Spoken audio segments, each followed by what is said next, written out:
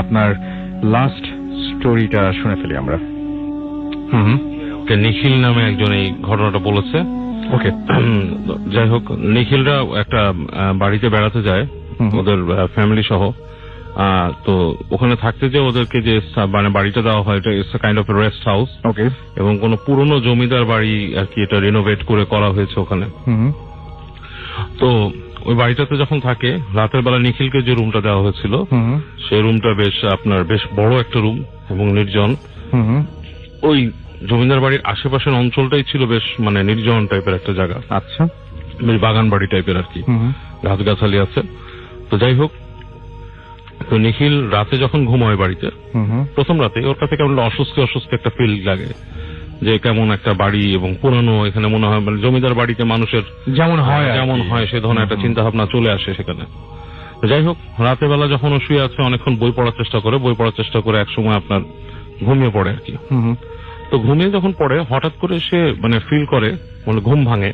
তখন সে হঠাৎ করে বুঝতে পারে যে ওর খাটের নিচে কেউ একটা শব্দ করতেছে। আর শব্দটা হচ্ছে কেমন লাইক মানে গুম হুম, মানে এরকম একটা শব্দ, মানে এক ধরনের গোঙানি টাইপের কাইন্ড অফ লাইক। আচ্ছা, তো মানে ও বুঝতে পারে না খাটের নিচ থেকে শব্দ আসতেছে কেন। তো ও করে কি, খাটের নিচে নামে, মানে খাট থেকে নামে, পা রেখে হঠাৎ করে খাটের নিচে উকি দেয়। খাটটা অনেক পুরনো খাট ছিল এবং বেশ উঁচু। তো ও দেখে খাটের নিচে লাইক মনে হচ্ছে গুটি সুটি বের একটা মানুষ, হ্যাঁ, মানে তাকায় আছে ঠিক ওর দিকে। আচ্ছা, এটা দেখে সে প্রচন্ড একটা শক খায়, মানে একটা চিৎকার করে ওঠে। দৌড় দিয়ে যায়, দরজা খুলে দেখে যে পাশ থেকে বেয়ারা ছিল। সে বেয়ারা হেঁটে আসে, এসে বলে, স্যার কি হয়েছে? তো বলে যে আমি একটু ভয় পাইছি, মনে হচ্ছে খাটের নিচে কিছু একটা আছে, কেউ আছে। তো বেয়ারা বলে, স্যার কিছু নাই। বলে কি, আপনি কিভাবে বুঝতেছেন যে কিছু নাই? বলে যে আচ্ছা ঠিক আছে, আপনি চলেন আমার সাথে, দেখেন খাটের নিচে। যে যায়, খাটের নিচে কেউই নেই। তো মানে বেশ শকড হয়ে যায় ব্যাপারটাতে, যে এটা কি দেখলাম কি। তো সারা রাত আর ঘুমাতে পারে না, বেশ ভয়ে থাকে। তো যাই হোক, তো পরদিন সেখান থেকে সে বেরোয় যে ওখানে হেঁটে যে ওখানকার এলাকার যে ছোটখাটো দোকানগুলা, সেখান থেকে ঘুরে ফিরে চা খায়। তো একজন ওদেরকে বলে যে আপনারা যে রেস্ট হাউসে উঠছেন আপনাদের ফ্যামিলি নিয়ে, এটা তো আপনাদের মানে বেশ মানে আপনি কিছু দেখেন না এখানে? বলে কেন? কাজে এখানে সহজে মানুষ আসে না, তো এটা রেস্ট হাউস বানাইছে, এখানে একটা জমিদার ফ্যামিলি ছিল, তারা ওখান থেকে চলে যাওয়ার পর আস্তে ধীরে এটা রেস্ট হাউস হয়। তো বলে, তো এখানে ভয়ের কি আছে? আমি তো যেহেতু মানে একটা বাসাই, তো পুরোনো বাসা হতেই পারে। বলে কিছু দেখেন নাই? বলতেছে যে আমি কিছু ভয় পাইছি। বলতে কি ভয় পাইছেন? বলে আমি এরকম গতকালকে মনে হচ্ছে খাটের নিচে কেউ বসা। তখন বলতেছে যে এখানে তো আসলে ঘটনা আছে, এই বাসাটাতে যে আপনার থাকতো জমিদারের যে ছোট ছেলে ছিল, সে বিলেতে যায় পড়াশোনা করতে। তো পড়াশোনা করতে গিয়ে সে ডাক্তারি পড়ে, কিন্তু সে আসলে ছিল একটা অসুস্থ মস্তিষ্কের লোক। ওকে, এবং এটা জানতো না। হ্যাঁ, তো সে কিছু অকারেন্স করে এখানে। অকারেন্সটা হচ্ছে আপনার মানে মানুষকে মানে সে সার্জিক্যাল প্রসিজারের মাধ্যমে মানে উল্টাপাল্টা কাটাকাটি করে। এবং এরকম করতে যে একটা মাঝির মেয়েকে সে এরকম মানে নর্মাল একটা অসুখ থেকে সার্জারির নাম করে এরকম কেটে মেরে ফেলে আর কি। এবং সেটা জানাজানির পর মানুষ যখন বুঝতে পারে জিনিসটা ঠিক হয় নাই, মানুষ কোনোভাবে বুঝতে পারে জিনিসটা, তো তখন রাতের বেলা একদিন সে আসার সময় তাকে আপনার এই কোচ দিয়ে মেরে ফেলে আর কি মানুষ। এবং মেরে ফেলার পরে এই জমিদার অনেক কেস টেস হয়, অনেক কিছু হয়, এবং লাস্টে কয়েকজন মানুষকে অন্যায়ভাবে তারা শাস্তি দেয় আর কি, যাদের মানে দেওয়ার কথা না আর কি, যারা কাজটা করে নাই তাদেরকে শাস্তি দেয়। প্রিয় লিসেনার, শুধুমাত্র বাছাই করা ভয়ানক ঘটনা শুনতে ভিডিওটি না টেনে শেষ পর্যন্ত দেখতে থাকুন। এই ভিডিওর মধ্যে আপনারা শুনতে পারবেন ভূত এফএমের বাছাই করা ভয়ানক ঘটনাগুলো। আর যে রাসেল ভাই, আফনান ভাই, বাবু ভাই, ডক্টর আলিফ ভাই, এনাদের সহ আরো অনেকেরই যে ভয়ানক ঘটনাগুলো রয়েছে, প্রত্যেকটা ঘটনা আমি নিজেই বাছাই করে এই ইউটিউব চ্যানেলে প্রতিনিয়ত রাত 10টা বাজে পাবলিশ করে থাকি। বেশি কথা বলবো না, চলুন আমরা সরাসরি চলে যাই ঘটনার মধ্যে। তো এরপর থেকে নাকি ওই জমিদারের ছেলেকে ওখানে আশেপাশে দেখা যায়, এবং মানুষ সেই বাসাটার মধ্যে মানে আপনার ওই জমিদার বাড়ির আশপাশ দিয়ে গেলে, এবং জমিদার বাড়ির যারা মানে মানুষ ছিল তারা পর্যন্ত এটার মানে আপনার মানে শিকার হতো। দেখা গেছে যে কোনো মানুষ ছাদের কাছে গেছে, পিছনে দেখা জমিদারের ছেলে দাঁড়ায় আছে, এবং সে ধাক্কা দিয়ে মানুষকে ফেলে দিচ্ছে ছাদ থেকে। আচ্ছা, হ্যাঁ, মানে এরকম কথা শোনা গেছে ওখানে। এবং এইসব অত্যাচারের কারণে একসময় ওই বাড়িটা মানে আপনার মোরা ছেড়ে চলে যায়, এবং তাদের ফ্যামিলির একটা মানে হয় যে ওখানে আপনার রেস্ট হাউস তৈরি হয়। এটা শোনার পর নিখিলটা মানে বেশ ভয় পায়, নিখিল মনে করে যে এখানে আমি এরকম দেখছি এবং আমি যে আবার কি দেখি এরকম একটা ব্যাপার স্যাপার। তো ও বলছে যে ওখানে যেটা মানে ও মানে মানে রাত পরে যে 2-3 দিন থাকছে সেখানে যেটা ফিল করতো, বলে যে ওই বাথরুমে গেলে দেখা যেত লাইট বন্ধ করে দিচ্ছে কেউ বাইরে থেকে। রাইট।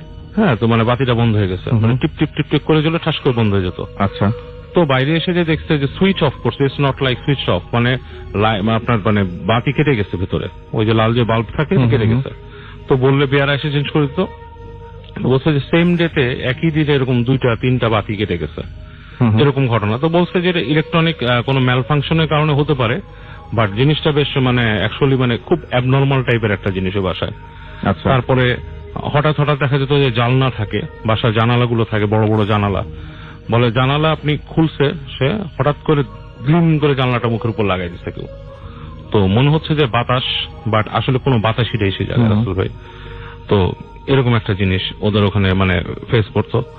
তো ওই নিখিলের যে এক্সপিরিয়েন্স ছিল বাসাটা সম্বন্ধে, যে ওই বাসাটাতে আসলে সে ফিল করছে যে কিছু একটা আছে এবং বাসাটার মধ্যে মানে এই ধরনের জিনিস সব সময় হতে থাকে আর কি, ভয়ঙ্কর জিনিসপত্রগুলো। ওকে, সো এটাই ছিল story. Thank you very much. একটু অদ্ভুত এবং যে ঘটনাটি অন্য ঘটনার সাথে একটু আলাদা।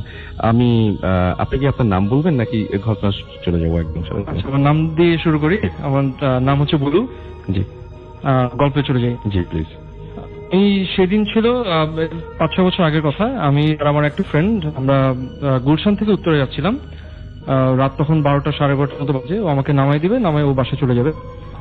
তো আমরা যখন এয়ারপোর্টটা ক্রস করলাম, এয়ারপোর্টের পার হওয়ার পর একটা ফুট ওভার ব্রিজ বোধহয় সবাই খেয়াল করেছেন। তো ওখানে যাওয়ার যখন আমরা কাছাকাছি চলে আসছি তখন দেখি যে একটা জিনিস একটু বলে রাখি ফুট ওভার ব্রিজের ব্যাপারে। ওইটা পাশে যে 2টা রেলিং, 2টা হচ্ছে শোল্ডারের হাইট। একটা সাধারণ মানুষের হাইটের শোল্ডারের হাইট হবে। তো ওইটার উপর আমরা দুইজন হঠাৎ করে আমি নোটিস করলাম ফার্স্টে যে একটা লোক সাদা আলখাল্লা পরা, হাইট প্রায় 6 ফিটের উপরে, 7 ফিটের কাছাকাছি দেখে মনে হচ্ছে যে একটা সুইমার যখন উপরে উঠে ডাইভ দেয় না সুইমিং পুলের জন্য, যেভাবে দাঁড়ায় ফার্স্ট একটা স্ট্যান্স নেয়, 2 হাত 2 পাশে, ওরকম একটা পজিশন যে সে লাফ দিবে। তো ফার্স্ট থিং আমার মাথায় আসেনি যে এটা আসলে কি কেন হতে যাচ্ছে। ফার্স্ট থিং ইনস্টিংক্টিভলি মনে হচ্ছিল যে একটা মানুষ এখন সুইসাইড করার জন্য লাফ দিবে, এরকম মনে হচ্ছিল। প্রথম দেখে ফার্স্ট থিং তখন সাথে সাথে রিয়াকশন ছিল এরকম যে আমি পাশে যে গাড়ি চালাচ্ছিল আমার ফ্রেন্ড, ওকে বললাম আচ্ছা দেখ ওখানে কি, এটা কি হচ্ছে, উপরে কি? তো ও দেখে বললো হ্যাঁ দোস্ত এটা কি, মানে তো তখন আমরা দুজনই একসাথে একই জিনিস আমরা দেখলাম, দেখে দুজনই অবাক যে এটা কি হচ্ছে। এটা একটা ফার্স্ট মাথায় আসছে যে এটা একটা মানুষ বোধহয় লাফ দিয়ে এখন মারা যেতে চাচ্ছে, এই ধরনের সুইসাইড করবে, এরকম একটা ফিলিং আমাদের আসলো। বাট গাড়ি তো চলতেছে, ওর মধ্যে গাড়ি আমরা ক্রস করে ফেললাম। ক্রস করার পর দুজন রিয়েলাইজ করলাম যে একটা মানুষ সাদা আলখাল্লা করে শোল্ডার হাইটের উপর রেলিং এ দাঁড়ানোর পরে এইভাবে কেন ওই স্ট্যান্স নিয়ে দাঁড়ানো, মানে এটা সাধারণ একটা সিন একটা না ওটা। তো ওই জিনিসটাতে আমরা একটু মানে পরে রিয়েলাইজ করলাম যে এটা আসলে একটা সাধারণ সিন ছিল না। রাত 12:30টার সময় সাদা আলখাল্লা ওইরকম জায়গায় কেউ ওইভাবে দাঁড়িয়ে থাকবে না। আসলে আরো অনেক ওয়ে হয়তো তার কাছে থাকতে পারে, বা এটা আপনার একদম নিজের চোখে দেখে এবং দুজনেরই দেখায়। এবং আমরা মাঝে মাঝেই ডিসকাশন উঠলে মাঝে মাঝে জিজ্ঞাসা আছে তো মনে আছে এটা কি এরকম যে হয়েছিল, তো মনে আছে? বলে যে হ্যাঁ এটা মনে আছে। এটার এক্সপ্লেনেশন আমরা আসলে কখনো পাইনি। এবং এই রোডটা নিয়ে মানে এটা খুবই স্বাভাবিক একটা ঘটনা বলে আমরা ধরে নিতাম, কিন্তু এই রোডটা নিয়ে আমি বললাম যে ঢাকা শহরে মানে 15% মানুষের এরকম এক্সপিরিয়েন্স আছে ওই রোডটা নিয়ে। এইটা নিয়ে আমিও এটার পরে আগে অনেক কিছু ডিসকাস আছে এরকম রাস্তাতে কি এক্সপিরিয়েন্স আছে কিনা। তো যখনই আমি আমার ফ্রেন্ডের ড্রাইভারদেরকে বা আমি নিজের ড্রাইভারের সাথে যখন কথা বলি, তো বলে যে ভাইয়া ওই রাস্তাটা আসলে ভালো না, এটা হচ্ছে টার্মটা ইউজ করা হয় যে ওই রাস্তাটা একটু খারাপ রাস্তা। যখনই বলি কি দেখ কেন খারাপ, ভাই ওটা খারাপ। আচ্ছা, আপনার বাসা উত্তরায়, আমি আপনাকে একটা জিনিস বলি, আপনি মাঝে মাঝে আপনি কি দেখেছেন এরকম যে মাঝে মাঝে ড্রাইভ করে ফেরার সময় দেখবেন ওই জায়গাটায় কোনো না কোনো মানে আমি না কেন জানি এটা আমার সাথে ঘটেছে, আমি এটা আগেও শেয়ার করেছি যে আপনি ম্যাক্সিমাম দিন দেখবেন যে ওইখানে গাড়ির কাঁচ পড়ে আছে, মানে কোনো না কোনো একটা অ্যাক্সিডেন্ট আছে। এটা একটা রেগুলার একটা ঘটনা যেটা ঢাকা শহরে অন্য শুধু কাঁচও না, মানে আপনি দেখবেন যে একটা গাড়ি হয়তো উপর দিয়ে উঠে আসছে। হ্যাঁ এর উপরে আমার নিজের একটা ফ্রেন্ড আমার স্কুলে পড়তো, আমার 1 বছর সিনিয়র, ওই রাস্তাতেই আসলে মানে ওর একটা মেজর অ্যাক্সিডেন্ট হয় এন্ড হি পাসড অ্যাওয়ে ওই অ্যাক্সিডেন্টেই ইমিডিয়েটলি। তো ওইটা খুব কমন একটা জায়গা যেখানে এই ধরনের accident for what ever reason. আপনি নিজেও ড্রাইভ করেন, রাস্তাটা কিন্তু এত ডেঞ্জারাস না, মানে ওইটা হ্যাঁ টু বি অনেস্ট আসলে এই রাস্তা ইজ এ রেগুলার রোড হ্যাঁ, জ্যাম সেটাই। বেশি, বাট এরকম ঢাকার সব রাস্তাতে এরকম থাকে। হ্যাঁ মানে আমরা আজকে যেখান থেকে ড্রাইভ করেছি এটা অনেক আরো ক্রিটিক্যাল, যে কোনো সময় যে কোনো কিছু হতে পারে, বাট Absolutely. এটা সেটাই। আর আপনার সাথে তো এছাড়াও আপনি আগেও মানে আমরা অনেক সময় দেখা যায় না যে বাসায় টুকটাক ঘটনা ঘটে, যে ঘটনাগুলো আমরা ইগনোর করি, কিন্তু আপনার সাথে এরকম একটা ঘটনা ঘটেছে। আপনি হ্যাঁ, আমার আরেকটা ঘটনা ছিল। যেহেতু ওই যে প্রথমে আমরা নিশি ডাক দিয়ে শুনেছিলাম জি। এবং আমরা যখন নিজেরা আলাপ করছিলাম অফ এয়ারে, তখন আমরা একটা জিনিস ধরে গেছিলাম যে আপনার হয়তো ওইরকম কোন একটা ডাক আপনি শুনতে পেয়েছিলেন। ওই ঘটনা যদি একটু বলতেন আমাদের। আচ্ছা, আসলে একটু বলে নিই যে আমি নন বিলিভার, আমি হ্যাঁ। বিশ্বাস করি না, করতে চাই না। তারপরও দুইটা ঘটনা, একটা বললাম, আরেকটা ঘটনা আছে যেটা আসলে এক্সপ্লেনেশন আমি পাইনি এখনো। আচ্ছা এক্সপ্রেশন আমি জানি না পাবো কিনা। তো সেকেন্ড যে ঘটনাটা ছিল, এটা তখন আমি ছোট ছিলাম। ওই সময় বাংলাদেশে ওই একটা কালচার ছিল, যখন কারেন্ট চলে যেত, এখনের মতো এত জেনারেটর আইপিএস সে সময় ছিল না, তখন রাতের বেলা, সামারে স্পেশালি রাতে কারেন্ট চলে গেলে সবাই আমরা বারান্দায়, ছাদে চলে আসতাম, পার্টি টাটি বিছে। একটা তখন ওইটা একটা ফান কালচার, মজার একটা ওই সময় পড়াশোনা ছিল। করতে হবে ওই না। সময় পড়াশোনা করতে হবে না, হ্যাঁ। এরকম একটা ব্যাপার ছিল। আর আরেকটা মজা ছিল, বারান্দা থেকে তখন নিচ থেকে মানুষজন ডাকতো, ডেকে নিচে যে হ্যাঁ। আড্ডা, ওই ব্যাপারটা ছিল। তো আমরা তখন যে বাসায় থাকতাম, 4 তলা একটা বাসা ছিল, বারান্দা থেকে নিচে উকি দিলে দেখা যেত যে বাসার গেট। তো তখন অ্যাপার্টমেন্ট সিস্টেম ছিল না, তখন হচ্ছে কোনো বাসায় নিচে গার্ড থাকতো এরকম আলাদা, সেরকম ছিল না। তো যে যার যার বাসায় গেটটা সবসময়, নিচে গেটটা তালা দেওয়া থাকতো, এন্ড যার গেস্ট আসবে সে কলিং বেল দিলে তখন সে- রিসিভ করে নিয়ে আসবে, এই ছিল হচ্ছে সিস্টেম। তো ওইরকমই একটা সামার একটা ইভিনিং, আমাদের কারেন্ট চলে যাওয়াতে আমি আর আম্মু আমরা বারান্দায় বসেছিলাম, যেহেতু বাসার ভিতরে অনেক গরম থাকতো। এন্ড হারিকেন ছিল, হারিকেন মোমবাতি বা চার্জার লাইট, আমাদের বাসায় তখন চার্জার লাইট নষ্ট ছিল বা ছিল না, হারিকেন নিয়ে বসে আছে। তো ওই সময় নিচ থেকে আব্বু ডাকতেছিল, আব্বু অফিস থেকে আসছে হয়তো, তো এসে এটা রেগুলার ঘটনা মোটামুটি। এগুলো ঘটনা যে এরকম টাইমে আব্বু আসবে, 8টা, ডাকবেন। হয়তো তখন 8টার মতো বাজে, তো আব্বু আসবে। আর তখন মোবাইল ফোনও ছিল না যে আসার আগে আমরা জানি কখন আসবে, 5 মিনিটের মধ্যে আসবে, এই ধরনের কিছু ছিল না, ডিরেক্ট বাসায় আসে বা আসে না, এরকম একটা ই ছিল। বাট টিএনটিতে ফোন দিয়ে যে আমি রওনা দিচ্ছি, এভাবে হয়তো হইতো। তখন ওই রেগুলার রাস্তা থেকে আপডেট নেওয়ার কোনো অপশন ছিল না। তো এরকম ডাকলো, তো আম্মু বললো যে তোমার আব্বু আসছে, তুমি নিয়ে আসো নিচ থেকে, হারিকেন দিয়ে নিয়ে আসো। তো আমি হারিকেন নিয়ে আমি নিচে গেলাম, 4 তলা ছিল আমাদের বাসায়। নিচে যে দরজাটা খুললাম, মানে গেটটা খুলে বাইরে উকি দিয়ে দেখি কেউ নাই। হঠাৎ করে আমার খুব অ্যাবনর্মাল ভয় লাগা শুরু করলো, কোনো কারণ ছাড়াই। তো আমি দৌড় দিয়ে, সূরা ফাতিহা পড়তে পড়তে আমি দৌড় দিয়ে এসে একবারে ইতেই নিঃশ্বাসে আমি তলে চলে আসলাম। এসে আম্মু বললো, আম্মু নিচে কেউ নাই। তো আম্মু বললো আচ্ছা ঠিক আছে, অসুবিধা নাই, এটা ব্যাপার না। তারপর বললো যে দোয়াটা পড়ো, এটা কোনো কিছু অসুবিধা নেই। তো উনিও তো শুনেছেন আসলে। হ্যাঁ, আম্মুই আমাকে শুনে বললো যে, হ্যাঁ। আমিও শুনলাম, আম্মুও শুনলো, বলে যাও নিয়ে আসো। তো ওইটা 2 ঘন্টা পরে আসছে বাসায় ওই দিন। এন্ড তারপর আব্বুকে বললাম, আব্বু তুমি কি বাই চান্স একটু আগে এসে আমাকে ডেকে পরে কি অন্য আবার কোনো কোনো কাজে কাজে চলে যেতে গিয়ে, হচ্ছিল হ্যাঁ, কিনা, সেটাই। ওরকম কোনো কিছু ছিল? তো বলল, না বাবা, আমি তো এখনই আসলাম, আমি তো এই টাইমেই, এখন জাস্ট একটু আগে আসলাম। তো ওইটাও একই, যে এক্সাক্ট মানে আব্বুর ভয়েস, আমার নাম ধরেই ডাকা, আমার ডাক নাম ধরেই ডাকা। এন্ড একটা তো কিছু কিছু আন্দাজ হতে থাকে যে কোত্থেকে শব্দটা আসতেছে। হ্যাঁ সেটাই। তো ওইটা নিচ থেকেই শব্দটা আসতেছিল। আমি উকি দেবো, 2 বার ডাকছিল ইনফ্যাক্ট। আমি নিচে উকি দিয়েও, মানে যদিও যেটা একটা মেনশন করিনি যে গেটটা দেখা যায়, বাট গেটের উপরে ওই গাছ ছিল এমন যে গেটের নিচে তো দাঁড়ালে সেটা স্পেসিফিক্যালি দেখা যায়। দেখা যেত না। তো গাছ ফুল টুলের কারণে গেটটা ঢাকা থাকতো, বাট গেটের নিচ থেকে যে ডাকতেছিল সেটা খুব অবভিয়াস ছিল। আমি মানে বিশ্বাস করি যে আপনি যে ঘটনাটা বললেন সেই ঘটনাটা খুব একটা ভয়ের না, এবং অনেক মানুষ হয়তো ভয় পায় নাই, কিন্তু আমার কাছে একটা মানে কারণ আছে এই ঘটনাটা শোনার। সেটা হচ্ছে যে যিনি শুনেছেন তিনি ভয় পাবেন, আপনি ভয় পান নাই, আপনাকে দেখে বোঝা যাচ্ছে আপনি ভয় পান নাই। আপনি বলছেন যে আপনি বিলিভ করেন না। আমি এই ঘটনাটা শোনালাম এই কারণে যে এরপরে আমি জানতে চাই যে তাহলে আপনি এটাকে এক্সপ্লেন করবেন কিভাবে, মানে আপনার কাছে যুক্তিটা কি, লজিকটা কি, কেন এরকম ঘটনা ঘটলো? হ্যাঁ, আসলে সবকিছুর এক্সপ্লেনেশন তো আমাদের হয়তো রাইট টাইম, রাইট এজ, হ্যাঁ। অনেক ভেরিয়েবলস হয়তো আমরা জানি না। হয়তো সেই সময় আমার নামের হয়তো যেভাবে নামটা যে উচ্চারণ করা হয় সেটা সিমিলার, হয়তো অন্য কাউকে কেউ ডাকছিল, যেটা হয়তো দুজনই আমরা মিসট্রিট করলাম। আপনার বাসার গেটের সামনে থেকে আপনার মানে নাম অনেক ধরে? ইন্টারেস্টিং আচ্ছা, কোইন্সিডেন্স। okay. হয়তো আচ্ছা। আমি জানি না, মানে জিন, এখন ইসলাম বিশ্বাস করে জিন বিশ্বাস করতেই হবে, হুম। সেটা আমি করি। কিন্তু আপনি ভাবছেন যে আপনি ধরে নিচ্ছেন যে দুজনেরই ভুল হয়েছে, এরকম কিছু? আসলে ওইটাই বললাম, এই জন্যই বললাম যে আমার কোনো এক্সপ্লেনেশন নাই। বাট আপনি তারপরেও বিলিভ করেন না? তারপর বিলিভ করতে চাই না, কিন্তু ভয় পাই। আচ্ছা, হ্যাঁ, believe আমি করতে চান না, believe আচ্ছা, করি না, সেটা অন্য করতে জিনিস, চাই না, হ্যাঁ, বাট সেটা অন্য জিনিস। ভয় আমি ঠিকই পাই। আমি কোনো হরর মুভি দেখি না, আচ্ছা তো হয়তো আমি এসব মাথায় ঢুকাতেই চাই না আসলে অনেক কিছু। আচ্ছা। তো এটাই। ওকে, অনেক ধন্যবাদ আপনাকে। আপনি কি বিজেপি কুসংস্কার বিশ্বাস করেন? আমরা লাস্ট এপিসোডে অনেক কিছু রেখেছিলাম যে এই যে সামনে বিড়াল পাস করলে এরকম হয় বা এরকম ধরনের মানে পেছন থেকে কেউ ডাক দিলে একটু বসে যেতে হয়, এরকম ধরনের জিনিসগুলো আপনি বিশ্বাস করেন? না, টু বি অনেস্ট আমি আসলে কুসংস্কারকেও পাত্তা দিতে চাই না, আচ্ছা। আনলেস আদারওয়াইজ আমার কোনো ধরনের আমার কোনো খুব স্ট্রং রিজন আমি ফিউচারে না পাই, আমি আসলে বিশ্বাস করবো না। অনেক ধন্যবাদ বুলু ভাই। আমরা ইমরানের কাছে যাবো এবং ইমরানের কাছে তার ঘটনাটা আমরা শুনে আসবো। ইমরান, আপনি কোথা থেকে এসেছেন যদি একটু প্লিজ আমাদেরকে বলতেন। আমি মহাখালী থেকে আসছি, আর আমার প্রফেশন ডেন্টিস্ট্রি, ডেন্টাল কলেজ থেকে। আচ্ছা, ওকে, ফাইন। আমাদের আরো একজন ডেন্টিস্ট আজকে আসার কথা ছিল, সামহাও আমরা তার বাবা অসুস্থ হয়ে যাওয়ার দিকে আসতে পারেনি। যাই হোক, আমরা ইমরান আপনার ঘটনায় চলে যাই। জি, প্রথমে আমি একটু একটা ব্যাপার ক্লিয়ার করতে চাই যে আমার ছোটবেলা থেকে বেড়ে ওঠা, মানে এসএসসি পর্যন্ত পড়ালেখা আমার গ্রামে। আচ্ছা। আমার হোম ডিস্ট্রিক্ট টাঙ্গাইল, টাঙ্গাইল জেলার দেলদুয়া থানার পাতরাইল গ্রামে। তো ওখানে আমি এসএসসি পর্যন্ত কমপ্লিট করি। এসএসসির এটা অ্যাবাউট মানে ঘটনাটা 2006 সালের ঘটনা। তো আমি একদিন রাত্রের বেলায় পড়তেছিলাম, মানে আমার টিপিক্যালি অভ্যাসটা এরকম ছিল যে সন্ধ্যার দিকে আমি একটু ঘুম আসতাম, বাট 9:30 থেকে পড়া শুরু করে হোল নাইট মানে ওভাবেই পড়তাম। আমার রুটিনটা এরকম ভাবেই ছিল।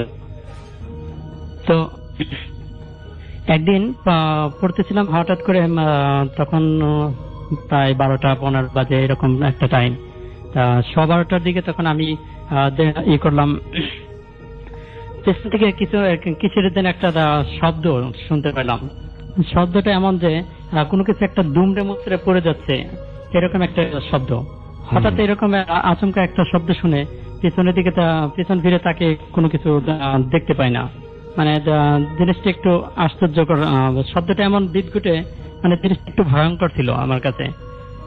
পরে আমি ওটা নিয়ে খুব একটা করি না, কারণ এ ব্যাপারে ভূত পেট আমি খুব একটা বিশ্বাস করি না, মানে করতাম না তখন জিনিসটা। এই জন্য মানে আমি অত ওইটা নিয়ে রেসপন্স করিনি, স্বাভাবিকভাবে চলছে। পরের দিন আবার সেই একই টাইম 12:15টার দিকে দেখে যে আমি আমার রুমটা ছিল একেবারে বারান্দার ইসের সাথে, তো জানালার সাথেই ছিল আমার টেবিলটা। বাহিরে আমাদের ঘরের সামনে থেকে কেউ যেন আমাকে আমার ডাক নামে 2বার ডাক দিল। তো আমি রেসপন্স করলাম, কিন্তু কোনো তারপরে ফার্দার আর কোনো রেসপন্স পাই নাই।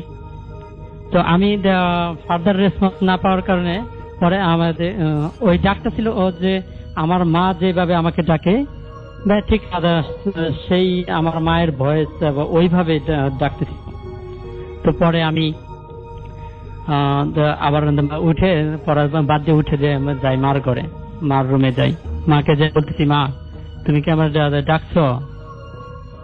মা কোনো রেসপন্স করে না।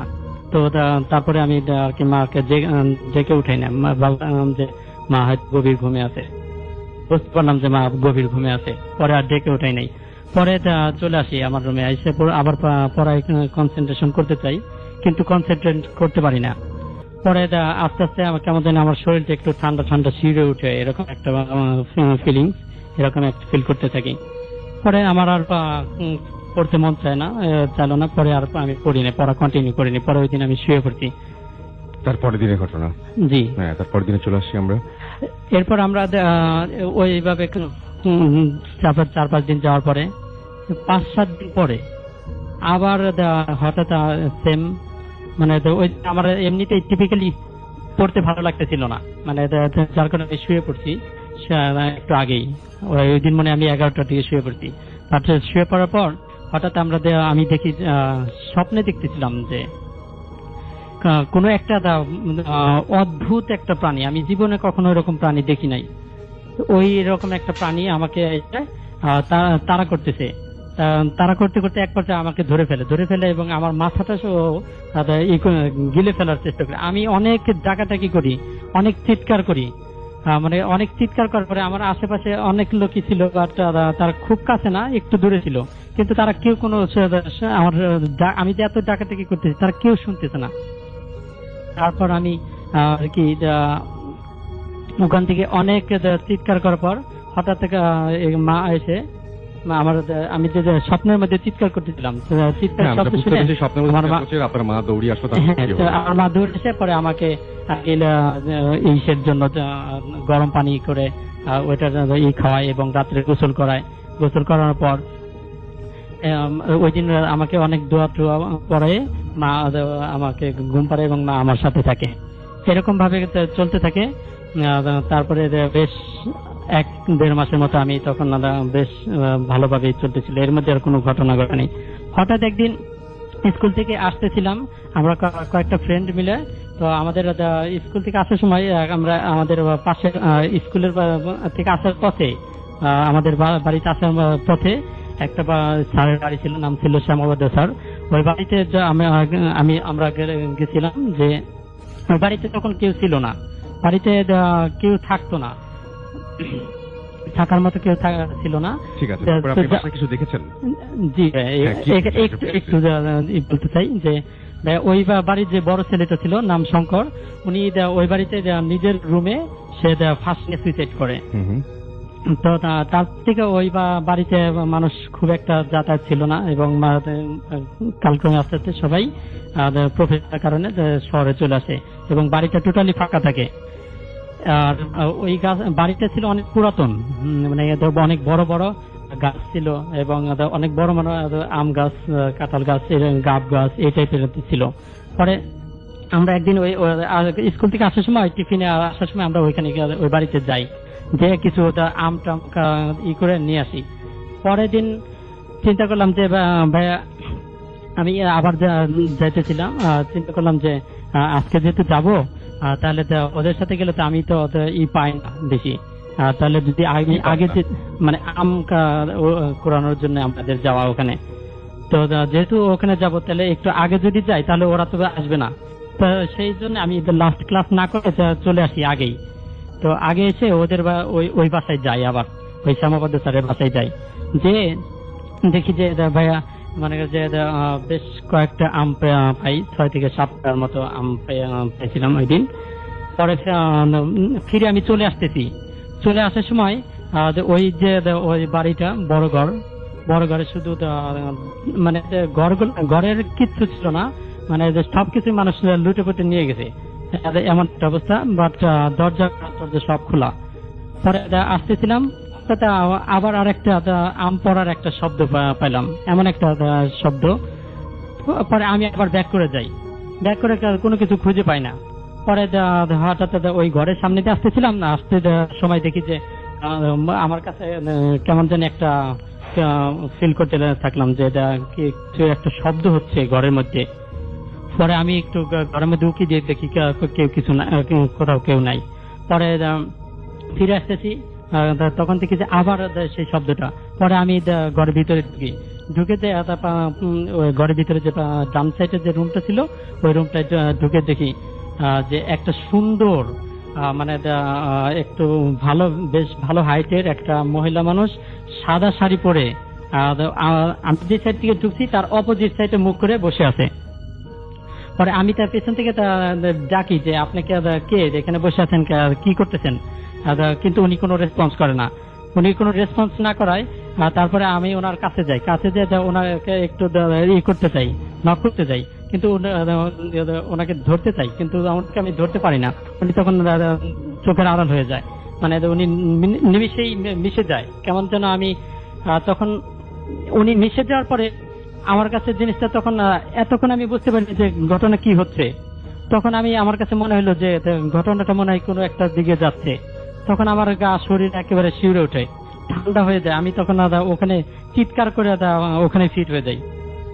পরে সেন্স যখন আসে তখন ভাইয়া দেখি যে আমি হসপিটাল থেকে পরে ভাইয়া আসার এসে পরে শুনি যে ফ্রেন্ডদের কাছে ওরা আবার গেছিল, ওরা আমার ওখান থেকে হসপিটাল। অনেক ধন্যবাদ আপনাকে, এবং তিনি একটা ঘটনা বলবেন, আমি শুনবো আপনার ঘটনা। প্লিজ আপনি একটু বলবেন যে কোথাকার ঘটনা এটা? জি ধন্যবাদ রাসেল ভাই আপনাকে। এটা নোয়াখালী জেলার বেগমগঞ্জ থানার ইরাপুর নামক গ্রামের ঘটনা। ওকে। তো রাসেল ভাই সবসময় ঘটনায় চলে যাই। আমাকে যে ঘটনাটি শেয়ার করেছেন তার নাম হচ্ছে মঈন ভাই। তো ঘটনাটি 2010-এর দিকের একটি ঘটনা। তো তখন উনি রং মিস্ত্রির কাজ করতেন। তো যথারীতি উনি একদিন কাজ শেষ করে উনি বাসায় ফিরতেছিলেন। তো বাসা ফেরার সময় উনি ওনার 2 দিনের যে রোজ ছিল, রোজের যে টাকাটা ছিল, সেই টাকাটা নিয়ে উনি ওনার বাসার উদ্দেশ্যে রওনা হন।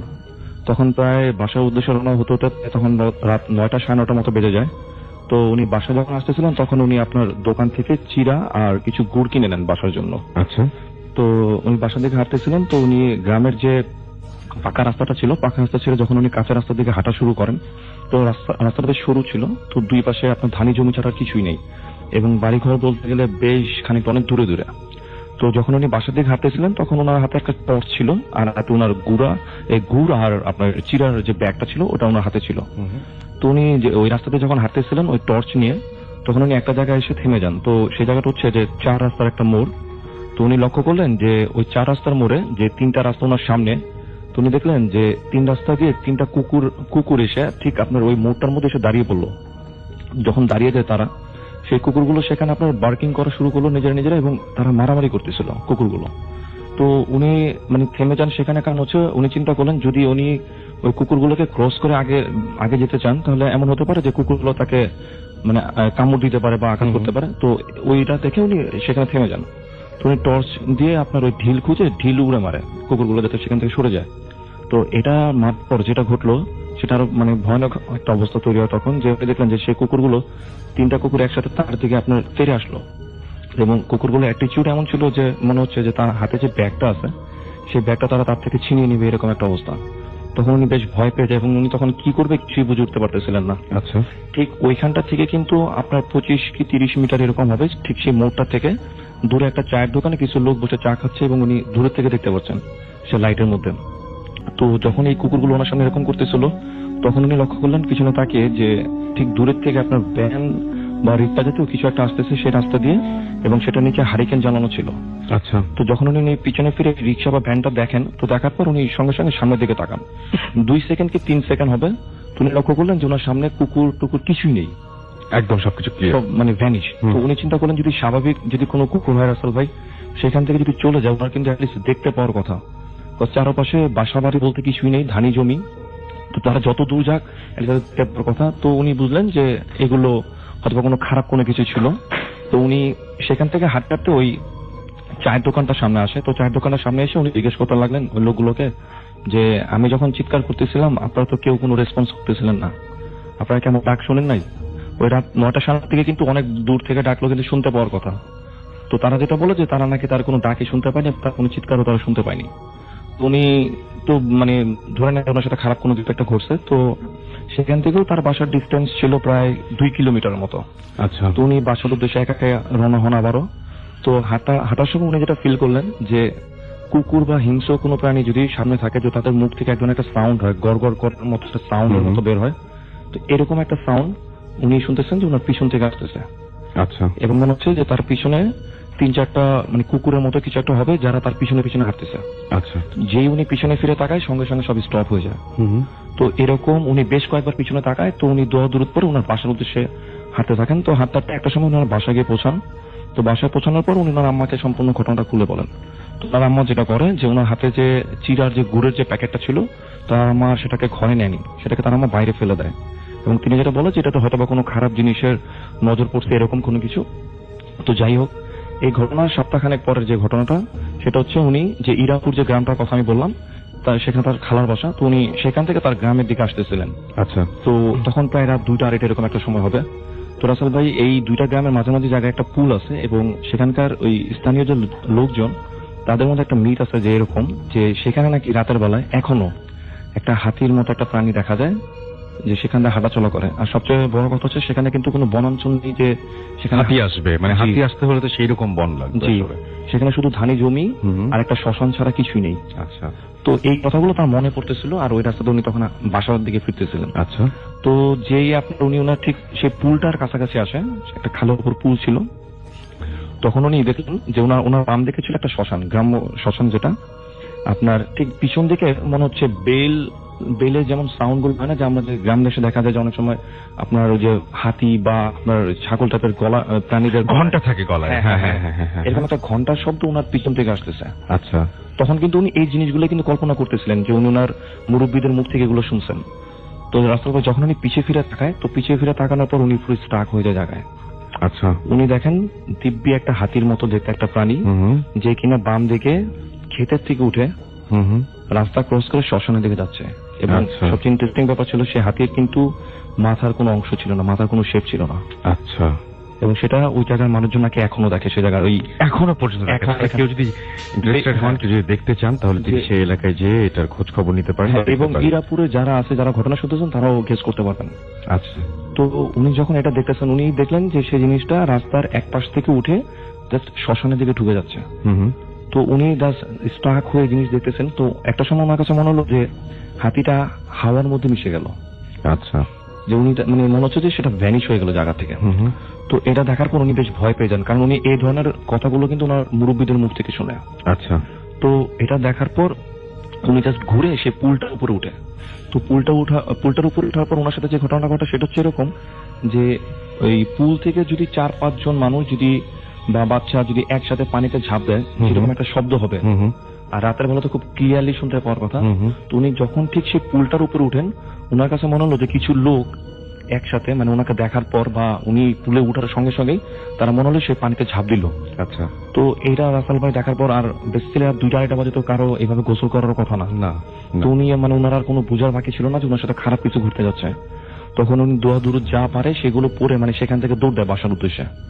তো উনি দৌড়াতে থাকে। ঠিক উনি ওনার বাসার কাছাকাছি যখন আসে, লাস্ট যে ইনসিডেন্টটা তার সাথে ঘটে, সেখান থেকে তার বাসার ডিস্টেন্স ছিল 15 মিনিট কি 20 মিনিটের ডিস্টেন্স ছিল তার বাসার। আচ্ছা। তো ওই জায়গাটা আসার পর উনি যেটা দেখে যে ওনাদের গ্রামেরই একটা পাগল মেয়ে সে রাস্তার মধ্যে দাঁড়িয়ে আছে, এবং সে মেয়েটা কিন্তু এখনো সেখানেই থাকে। আচ্ছা। তো তাকে নিয়েও অনেক কথা আছে যে তাকে নাকি ওই বদজিন ধরে ওই শ্মশানের পাশ থেকেই। তো তাকে অনেক হুজুর দেখানো হয়, সে কিন্তু এখনো সুস্থ হয়নি। তো সে দেখে যে সেই মেয়েটা দাঁড়ানো আছে। আর সবচেয়ে মজার কথা হচ্ছে যে সেই মেয়েটাকে কিন্তু সারাদিন কিন্তু শিকল দিয়ে বেঁধে রাখা হয় বাসায়। আচ্ছা। আচ্ছা। ওনাদের গ্রামে। কিন্তু ইন্টারেস্টিং ব্যাপারটা হচ্ছে যে রাত হলে তাকে কিন্তু আর বাসা পাওয়া যায় না। শিকল দিয়ে বাঁধা অবস্থা থাকে, কিন্তু রাত হলে তাকে পাওয়া যায় না। তার মানে সে সামহাও বাসার বাইরে চলে যায়। হ্যাঁ, এবং অনেকদিন এমন হয়েছে যে তার বাবা, তার ভাই এবং অনেক সময় মানে গ্রামে যেসব প্রতিবেশী ছিল তারা তাকে বিভিন্ন জায়গা থেকে ধরে নিয়ে আসছে। এবং অনেক সময় এমন হয়েছে যে সে 2-3 দিনের জন্য উধাও হয়ে গেছে। ফিরে আসার পরে তাকে কি জিজ্ঞেস করা হয়েছে যে কোথায় গিয়েছিল? সে নর্মালি কথা অ্যান্সার দিতে পারে, কিন্তু ওইগুলো বললে সে কোনো সময় হাসে বা অন্যরকম মানে বিহেভিয়ার দেয়, মানে অ্যাজ ইউজুয়াল নর্মাল বিহেভিয়ার না। আচ্ছা। তো সে দেখে যে সেই মেয়েটা সেখানে দাঁড়িয়ে আছে রাস্তার মাঝখানে। তো ওটা দেখার পর মঈন ভাই ওটা দেখার পর উনি তাকে বলে যে তুই এত রাতে এখানে কি করতেছিস, ওই পাগল মেয়েটাকে বলে। আচ্ছা। তো মেয়েটা তাকে যেটা বলে যে তোকে তো আমি এর আগে একবার সাবধান করছি, প্রথম যে ঘটনা বললাম উনি এটা মিন করেন। তো আসলে উনি যেটা দেখেন যে মেয়েটা কিন্তু স্বাভাবিক নর্মাল একটা হাইটে ছিল, 5 ফিট 3-4 ইঞ্চি এরকম।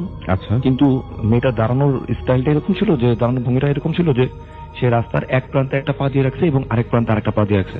ওকে। ঠিক সে দুই দিকে 2টা পা দিয়ে দাঁড়িয়ে আছে। কিন্তু সে কিন্তু আমরা যে আরো অনেক ধরনের ঘটনা শুনি এরকম যে 2 দিকে পা দিয়ে রাখে, অনেক বিশাল লম্বা দেখতে, এরকম কিন্তু না, এরকম কোনো কিছু না। না, সে স্বাভাবিক একটা মানুষের মতো, বাট তার পা দুটো ছিল মানে স্বাভাবিক বেশ লম্বা ছিল পা দুটো, এবং রাস্তার এক প্রান্তে একটা এবং আরেক প্রান্তে একটা। তো সে মেয়েটা তাকে বলতেছে যে তুই যদি বাসা যেতে চাস তাহলে তুই পায়ের নিচ দিয়ে যা। তো ওনার কাছে কিন্তু কোনো ওয়ে ছিল না, কারণ তার এক পাশে ছিল বিশাল বড় বাঁশঝাড় এবং আরেক পাশে ছিল আপনার একটা খাল, যে খালে মানে পানি ছিল না তখন। তো উনি চিন্তা করতেছেন যদি উনি খালের এই দিক দিয়ে উনি বাসার দিকে রওনা হন, তখন ওনারও বাসায় যে মানে যেতে প্রায় আধা ঘন্টার মতো লাগবে। তখন উনি কোনো কিছু বুঝে উঠতে না পেরে মানে যখন উনি সিনারিওটা দেখেন উনি বেশ ভয় পেয়ে যান। আচ্ছা। তখন উনি যেটা করেন যে খালের মধ্যে দিয়ে দৌড় দেন। তো তারপর কি ঘটে ওনার কোনো কিছু মনে নেই। তো উনি বাসায় না ফেরায় ওনার বাবা ওনাকে ঠিক ফজরের কিছুক্ষণ আগে ওনাকে খুঁজতে বেরোন টর্চ নিয়ে।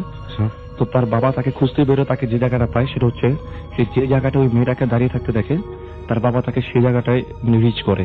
এবং সবচেয়ে ইন্টারেস্টিং ব্যাপার ছিল যে তাকে সেন্সলেস অবস্থা সেখানে পাওয়া যায়, কিন্তু সে যে পাগল মেয়েটার কথা বলতেছিল সেই মেয়েটা তার পাশেই বসা ছিল।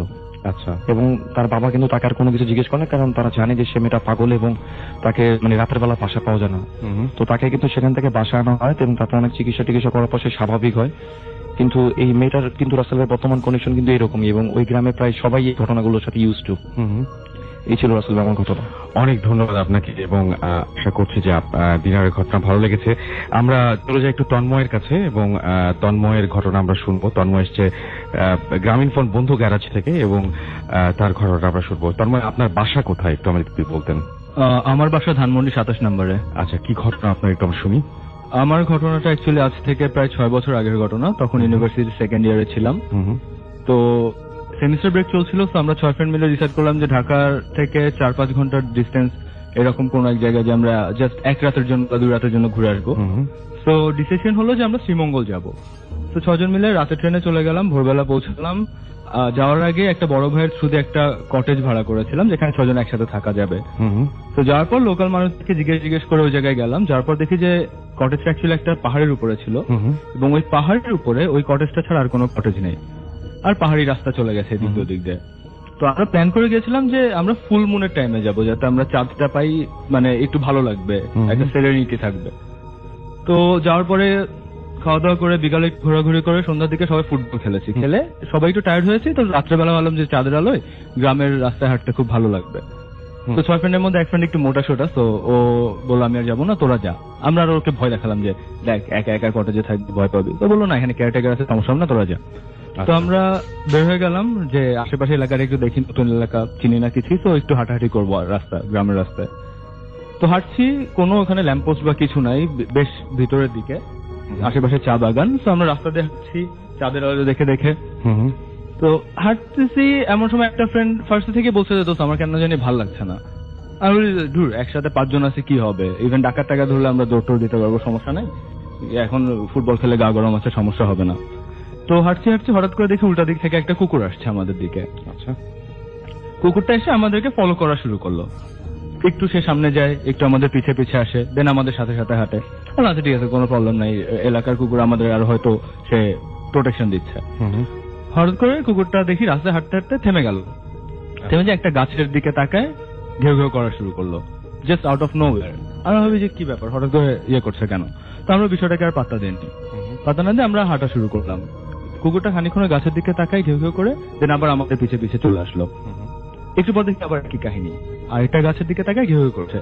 আমরা আর পাত্তা দিই না যে সিমিলার কাহিনী একটু আগে হয়েছে, সেই কুকুরটা মনে হয় মাথায় সমস্যা আছে। তো আমরা আরো গেলাম, কুকুরটা আর আসলো না, সে ওই জায়গায় স্টপ হয়ে দাঁড়ায় থাকলো। তো আমরা বেশ চলে আসছি, টায়ার্ড লাগছে, সারাদিন জার্নি করেছি, খেলাধুলা করেছি, তো আমরা ফেরত যাই। তো রাত 10:30টার দিকে, তখন আর ওই এলাকায় তো মানে ট্রান্সপোর্টেশন পাবো কিনা জানি না। তো আমরা আবার ঘুরলাম বেশ খানিকটা সামনে, যে যেখানে কুকুরটা থেমেছিল তার থেকে বেশ খানিকটা সামনে গিয়েছিলাম। ওখান থেকে ঘুরে আসবো, এমন সময় দেখি দূর থেকে একটা রিক্সা আসতেছে। তো ভাবলাম আচ্ছা ঠিক আছে, রিক্সাটাকে যদি কোনোভাবে পসিবল হয় যে 5 জন একসাথে উঠে কোনোভাবে যদি যাওয়া যায়।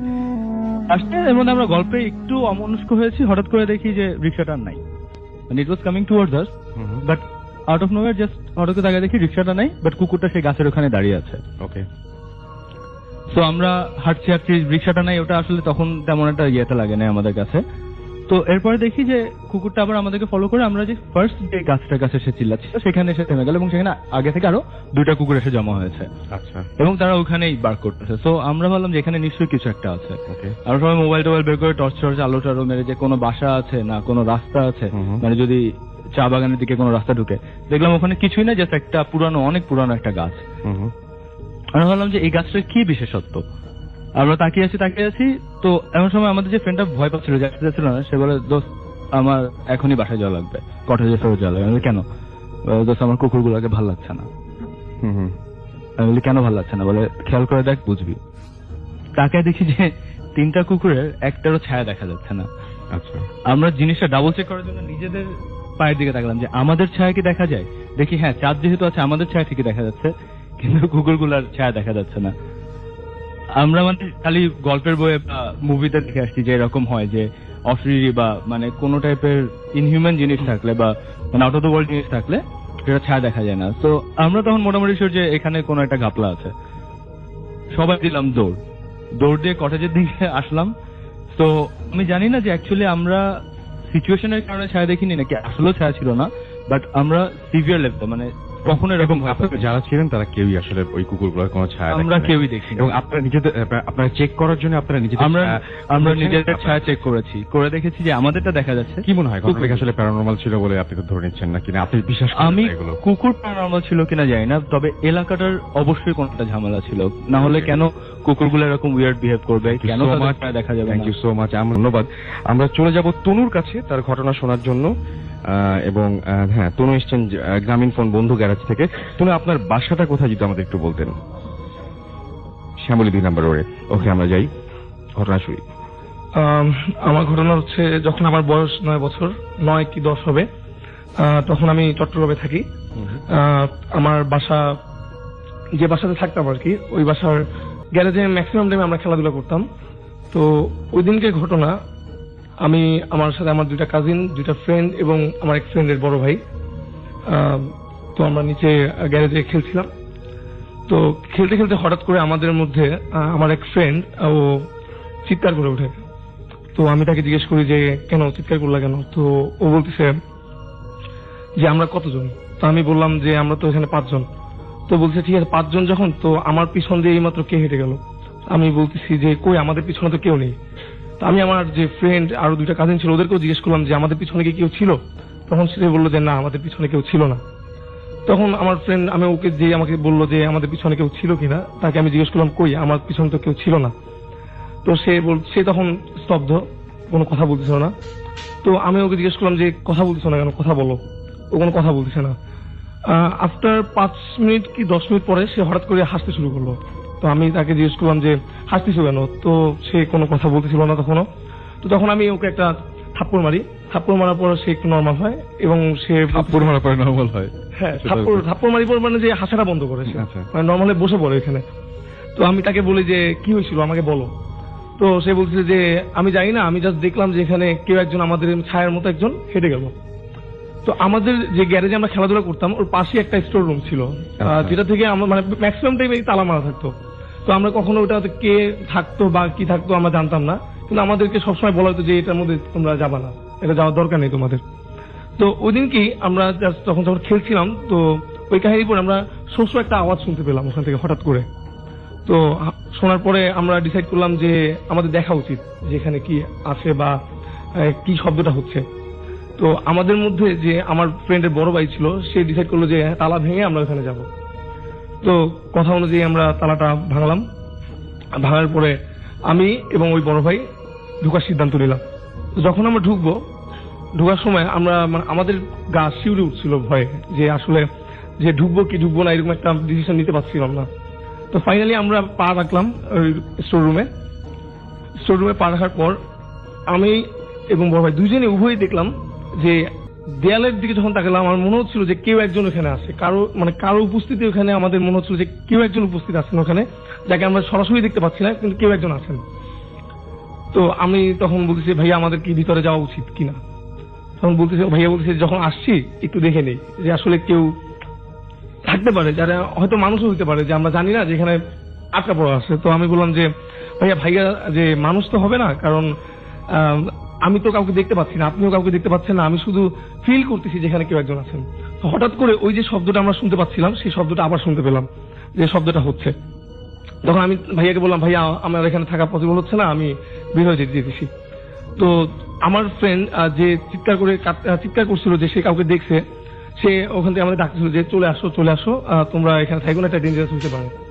তো আমি ভাইয়াকে বললাম ভাইয়া আপনি কি যাবেন? না আমি বের হয়ে যাব। ভাইয়া বললে একটু ওয়েট করো, আমি একটু দেখি। ঠিক যখন আমরা ওখান থেকে বের হয়ে চলে আসবো, তখনই আমরা সেই শব্দটা আবার পুনরায় শুনতে পাই। ইভেন আমরা তখন আবার পিছনে তাকায় দেখি যে দেয়ালের উপরে আমরা মানুষ আকৃতির একটা আকৃতি দেখতে পাচ্ছি আসলে, কিন্তু কেউ নেই ওখানে। আসলে কি জিনিসটা ছিল সেটা আমার এখনো জানা নেই। ইভেন ওর পরপরই আমরা ওখান থেকে দূরে পালিয়ে যাই এবং তারপর থেকে আমরা ওখানে কখনোই যাওয়ার সাহস ঘটেনি। অনেক ধন্যবাদ আপনাকে ডক্টর রাসেল। আমরা চলে যাচ্ছি ফারনানের কাছে। ফারনান, আপনার ঘটনা শুনি, কোথাকার ঘটনা আগে শুরুতে জানতে চাচ্ছি এটা। হ্যালো লিসেনার্স, আমি ফারনান, আমি পুরান ঢাকা থেকে আসছি। আর যে ঘটনা আমি এখন শেয়ার করবো সেটা আমার আঙ্কেল বলেছে, এবং এই ঘটনাটা এক্স্যাক্টলি ইন্ডিয়ার একটা ঘটনা।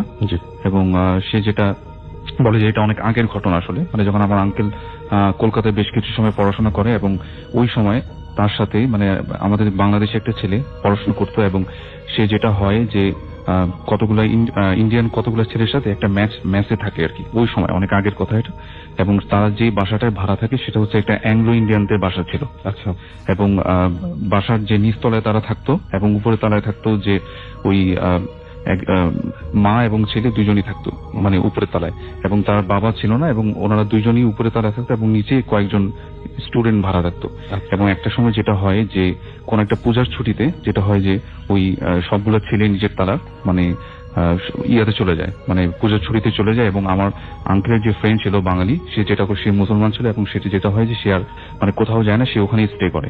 তো দ্যাটস ওয়াই দেখা যায় যে মানে সে নিচের তলায় একা থাকে এবং উপরের তলায় ছিল ওই অ্যাংলো ইন্ডিয়ান্সের যে মা এবং তার ছেলে।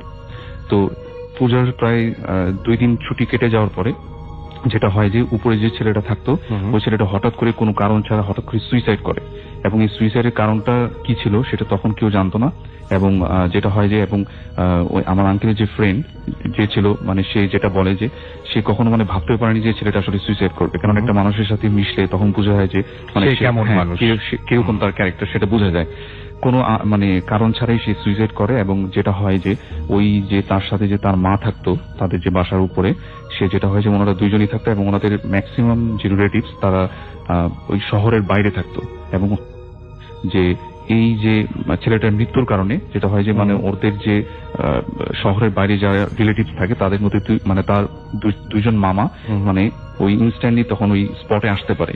এবং আসার পরে যেটা হয় যে ওই ছেলেটার মানে এই হঠাৎ করে মারা যাওয়ার কারণে তার মা হঠাৎ করে অসুস্থ হয়ে যায়, এবং এই অসুস্থ হয়ে যাওয়ার কারণে তার মামা দুইজন যে মামা আসে তারা ওই তার মাকে নিয়ে হাসপাতালে ভর্তি করে।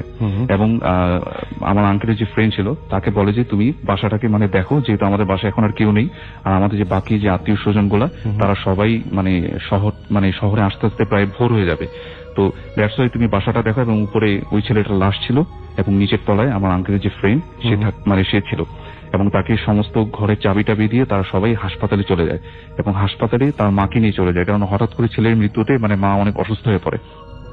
তো তখন যেটা হয় যে নিচের তলায় যে আমার আঙ্কেলের যে ফ্রেন্ড ছিল তখন সে একা ছিল, এবং উপরের তলায় ছিল ওই ছেলেটার লাশ, মানে সুইসাইড করে মারা যাওয়ার যে লাশটা সেটাও পড়েছিল। এবং তার একটা সময় বারবার মনে হচ্ছিল তার বেশ ভয় লাগছিল, কারণ উপরে একটা লাশ রাখা এবং নিচে সে একা সম্পূর্ণ। এবং তার একটা সময় বারবার ভয় লাগছিল এবং সে কষ্ট পাচ্ছিল যে তার পরিচিত একটা ছেলে এভাবে মারা গেছে। তো একটা পর্যায়ে এগুলো ভাবতে ভাবতে হঠাৎ করে তার মানে রাত্রে ঘুম এসে পড়ে। সে যখন মানে রাত্রে ঘুমিয়ে পড়ে মানে কোন একটা শব্দে, হুটহাট একটা শব্দে তার ঘুমটা ভেঙে যায়। এবং তার যখন ঘুমটা ভাঙে তখন সে রিয়েলাইজ করতে পারে যে শব্দটা আসলে উপরের ফ্লোরে রাখা যে লাশটা যে ঘরে সেইখান থেকে শব্দটা আসতেছে। এবং শব্দটা এরকম ছিল যে মনে হচ্ছে যে উপরের ফ্লোরের এক পাশ থেকে আরেক পাশে কেউ অনেক জোরে দৌড়ে যাচ্ছে, মানে এ পাশ থেকে ওপাশে কেউ যদি জোরে দৌড়াদৌড়ি করে মানে ধস্তাধস্তি করলে যেরকম শব্দ সেরকম সাউন্ড। এবং মনে হচ্ছিল যে উপরে যে আসবাবপত্রগুলা মানে ধরেন যে মানে চেয়ার টেবিল এগুলো মনে হচ্ছে কেউ নাড়াচাড়া করতেছে, এরকম একটা সাউন্ড আসতেছিল। এবং এই সাউন্ড শোনার সাথে সাথে মানে উনি বেশ ভয় পেয়ে যায়, এবং উনি যেটা চিন্তা করে যে উপরে কোনো চোর টোর আসলো কিনা।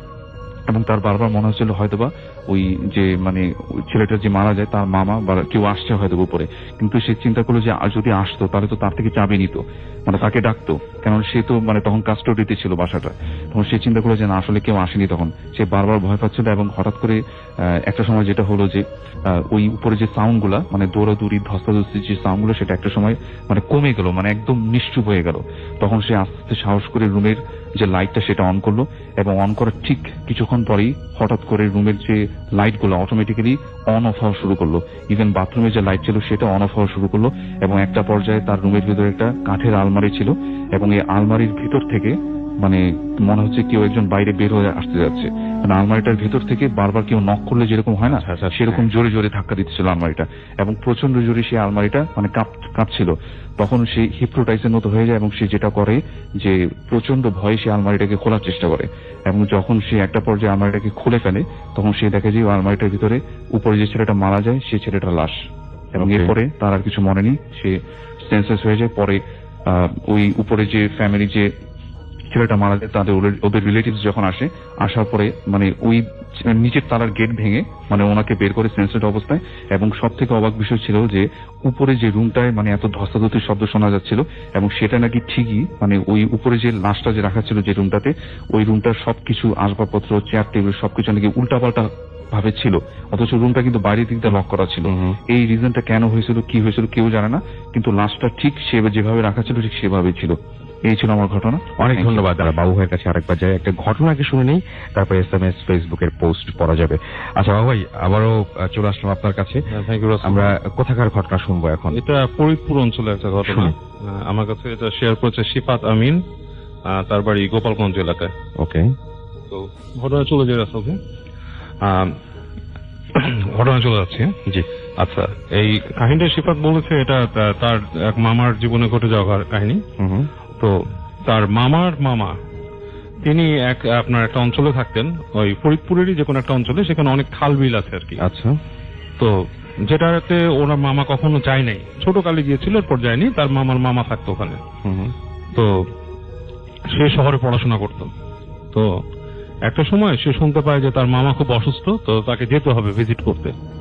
তো সে রওনা দেয়। তো কোনো কারণে ঢাকাতে অনেক জ্যাম থাকে এবং নদী পার হতে অনেক সমস্যা হয়, এবং সে যখন ওখানে পৌঁছায় তখন অলরেডি সন্ধ্যা হয়ে গেছে। তো সন্ধ্যার দিকে সে যেতে থাকে, যেতে যেতে আপনার ওখানে ওই যেখান থেকে আপনার নৌকা উঠে খালের, সেইখানে আসে। সেখানে এসে দেখে যে সে নৌকা পায় না আর কি, কোনো নৌকা নেই। তো যেটা করতে হবে, ওই খালের পাশ থেকে, খাল বা বিল বলে ওইখানে, সেটা পাশ দিয়ে হাঁটতে হয়। আচ্ছা, তো যখন হাঁটছে সন্ধ্যা থেকে আস্তে আস্তে রাত হলো, তো বললো যে চাঁদ উঠে গেছে তখন আকাশে। তো এরকম একটা সময় অনেক দূর হেঁটে চলে আসে। সেখান থেকে ওদের বাড়ি প্রায় আপনার মানে তার মামার বাড়ি প্রায় 1-2 মাইল। তো ও একসময় একটু কনফিউজড হয়ে যায় রাতের বেলায় আপনার এরকম রাস্তা দিয়ে হাঁটতে হাঁটতে। সে মানে আসলে একটু মানে একটা ধাঁধার মধ্যে পড়ে। এন্ড প্লাস সে বলছে জোছনাটাও একটা কারণ ছিল ধাঁধায় পড়ার, মানে খুব ডিফারেন্ট টাইপের একটা মানে ভ্রম সৃষ্টি করছিল। তো তার মামা যখন যাচ্ছে, তো যেতে যেতে দেখে যে একটা গাছ ছিল ওখানে, সে বেল গাছ টাইপের একটা গাছ। তো সেখানে সেই গাছের নিচে মানে কান্নার শব্দ আসছে, মনে হচ্ছে যে একটা মেয়ে মানুষ খুব দুঃখে কাঁদতেছে। তো ও যায় হেঁটে, উনি যে মানে ওর মামা হেঁটে হেঁটে যায়, যে দেখে যে আপনার একটা মেয়ে বসে আছে সেখানে, শাড়ি পরা একটা মেয়ে বসে আছে। তো উনি কাছে যে জিজ্ঞেস করে তাকে যে কি অবস্থা আপনার, মানে আপনি মানে কে, আমি আপনি কাঁদছেন এরকম রাত্রের মধ্যে, রাতে বসে, কিন্তু কেউ নাই আশেপাশে। তো মেয়েটা মুখ তুলে বলে যে আমার কান্না দিয়ে আপনার দরকার না, আপনি কোথায় যাবেন? সে বলে যে আমি অমুক গ্রামে যাব, অমুক জায়গা আমার মামার বাসা।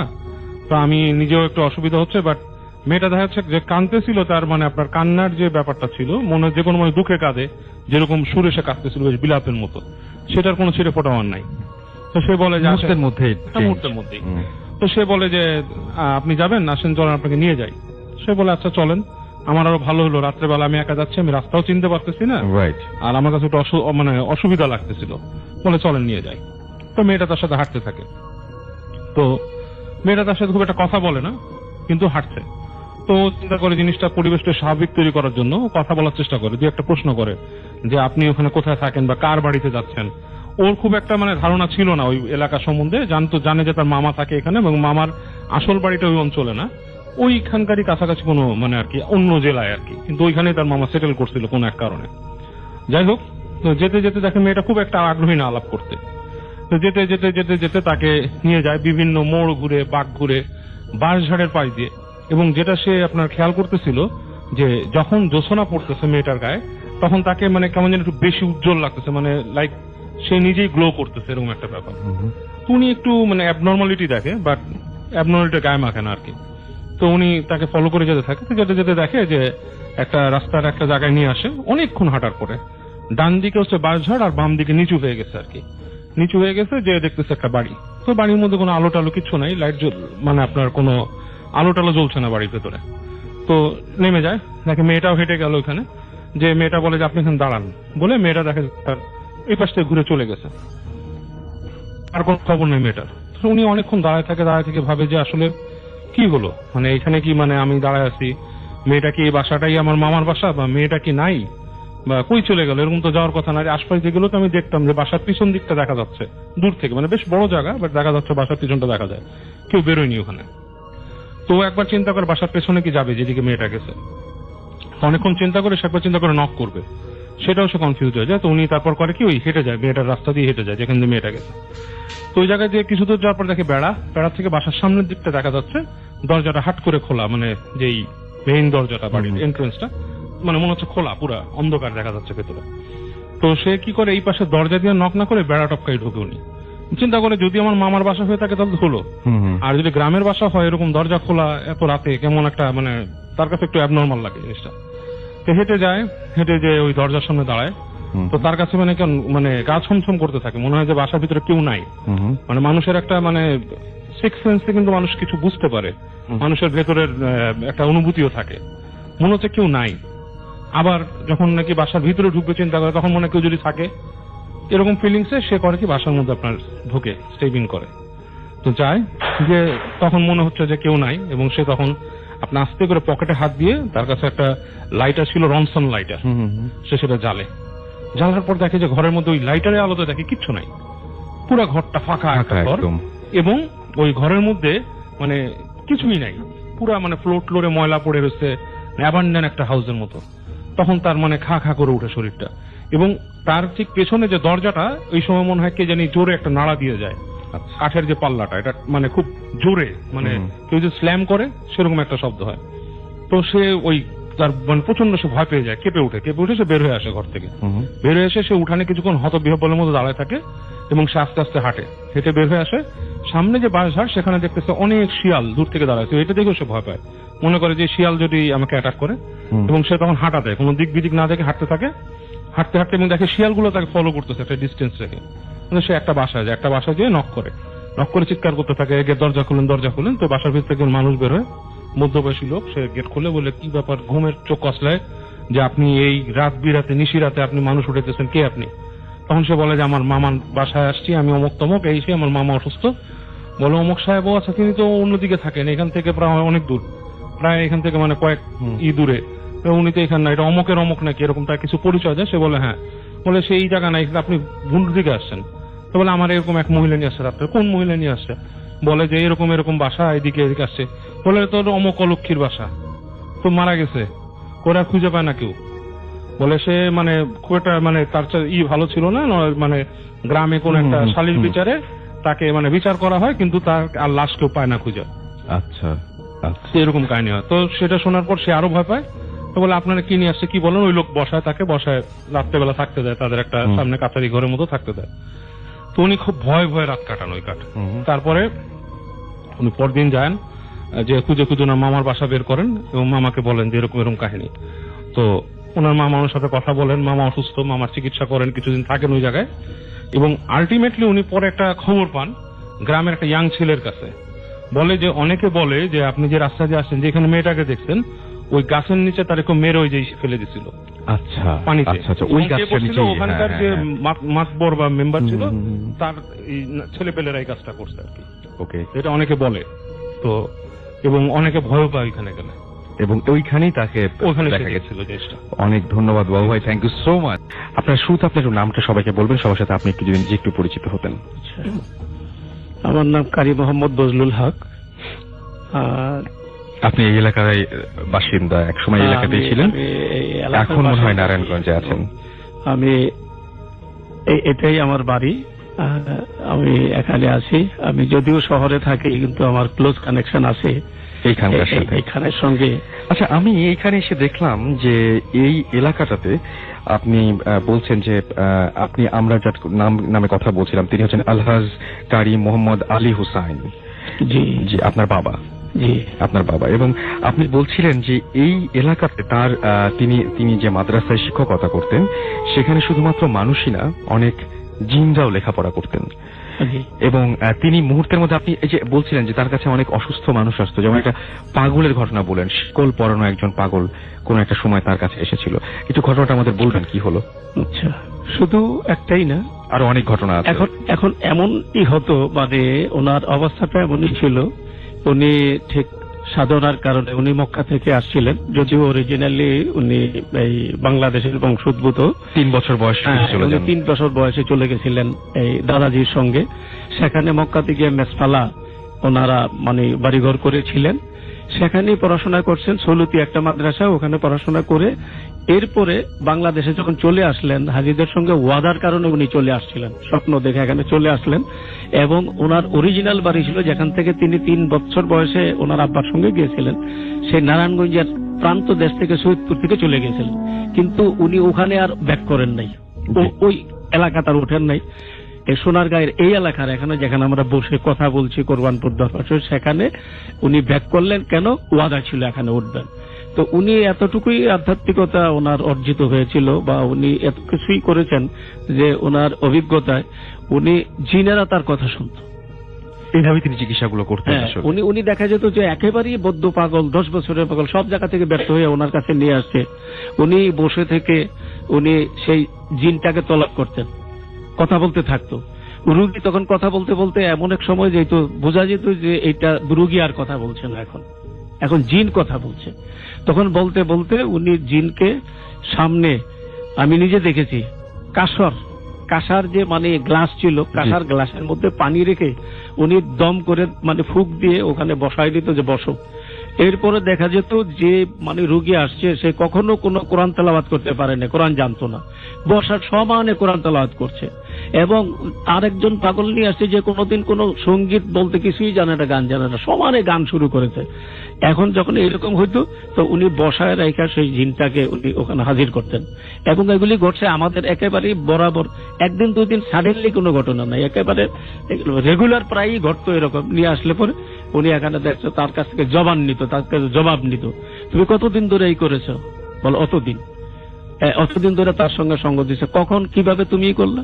বল সে একদিন আসছিল, যেমন এক নববধূ, যেমন নববধূ, এইটা আমার বাড়িতেই করছে।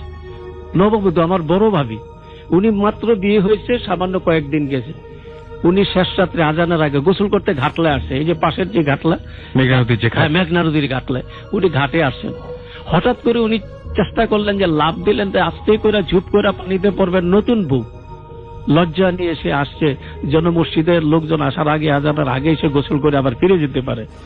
এই অবস্থায় আসছে, উনি পানিতে নামবেন, হঠাৎ করে দেখলেন যে পানিতে নামতে গিয়ে উনি পানিতে নামলেন না, কে যেন ওনাকে ধরে ফেলল এবং ওনাকে আস্তে করে মানে হাওয়ায় ভাসিয়ে দিল। আপনি বলছিলেন যে একটা বাচ্চা সে মানুষকে যেভাবে নেয় এভাবে, হ্যাঁ, একটা বাচ্চাকে যেভাবে কোলে তুলে নেয়, এইভাবে 2টা হাত তাকে মানে কোলে তুলে নিল, একটা বাচ্চার মতন তুলে নিয়ে হাওয়ায় ভেসে গেল। উনি অনেক চিৎকার করার চেষ্টা করলেন এবং উনি ডাকার চেষ্টা করলেন। উনি বুঝতেছেন যে উনি কোথায় যাচ্ছেন, বেঁচে যাচ্ছেন। উনি মনে হলো স্বপ্নে মানুষ যেভাবে ভাসে, আমি বেঁচে যাচ্ছি, 2টা হাত আর একটা বিরাট ফিগার সামনে দেখতে পাচ্ছেন যে উনি বুঝতে পারছেন যে সামথিং মানে অলৌকিক কিছু আর কি, সুপার ন্যাচারাল কিছু, যেহেতু উনি হুজুরের বাড়ির বউ, উনি এই গল্প এখানে এসে দেখছে, শুনছে, তো উনি সেটা ভাবতেছেন যে আমার কোথায় নিয়ে যাচ্ছে। তো আমাদের যে পাশে যে গোরস্থান, উত্তর দিকেই গোরস্থান, সেই গোরস্থানের পাশেই বড় তেঁতুল গাছ একটা ছিল। প্রথম নিয়ে ওখানে মানে তাকে এমন ভাবে শোয়াই দিল যে তেঁতুলের ডালগুলি প্ল্যাটফর্মের মতো হয়ে গেল।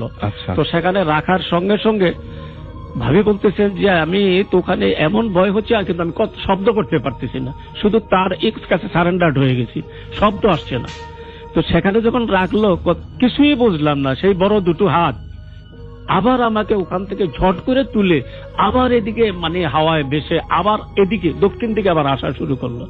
অর্থাৎ আমাকে এনে এখানে হুজুরের যে ছিল ঘোড়া রাস্তা বলছিল, ঘোড়া রাস্তা বলের এই চালের উপরে আমাকে আস্তে করে খুব যত্নের সঙ্গে, মোহাব্বতের সঙ্গে, মনে হয় ভাবি বলছিল অ্যাজ ইফ এটা মানে ভয় পেয়ে গেছে।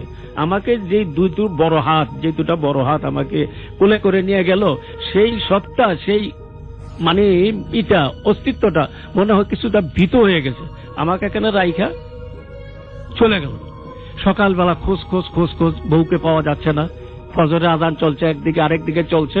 তারপরে হুজুর বলল যে ঠিক আছে তোমরা একটু চুপ করো, ফেরত আসবে সে, বাধ্য, সে কোথায় যাবে। তারপরে দেখা গেল তোমরা কাছে খোঁজো। তারপরে কাছে খুঁজতে দেখা গেল গোড়া রাস্তা বল, এখন আমরা যেখানে বসে আছি এর পাশেই তো গোড়া রাস্তা বলটা, সেখানে দেখা গেল সারি উঠতেছে হাওয়ার মধ্যে।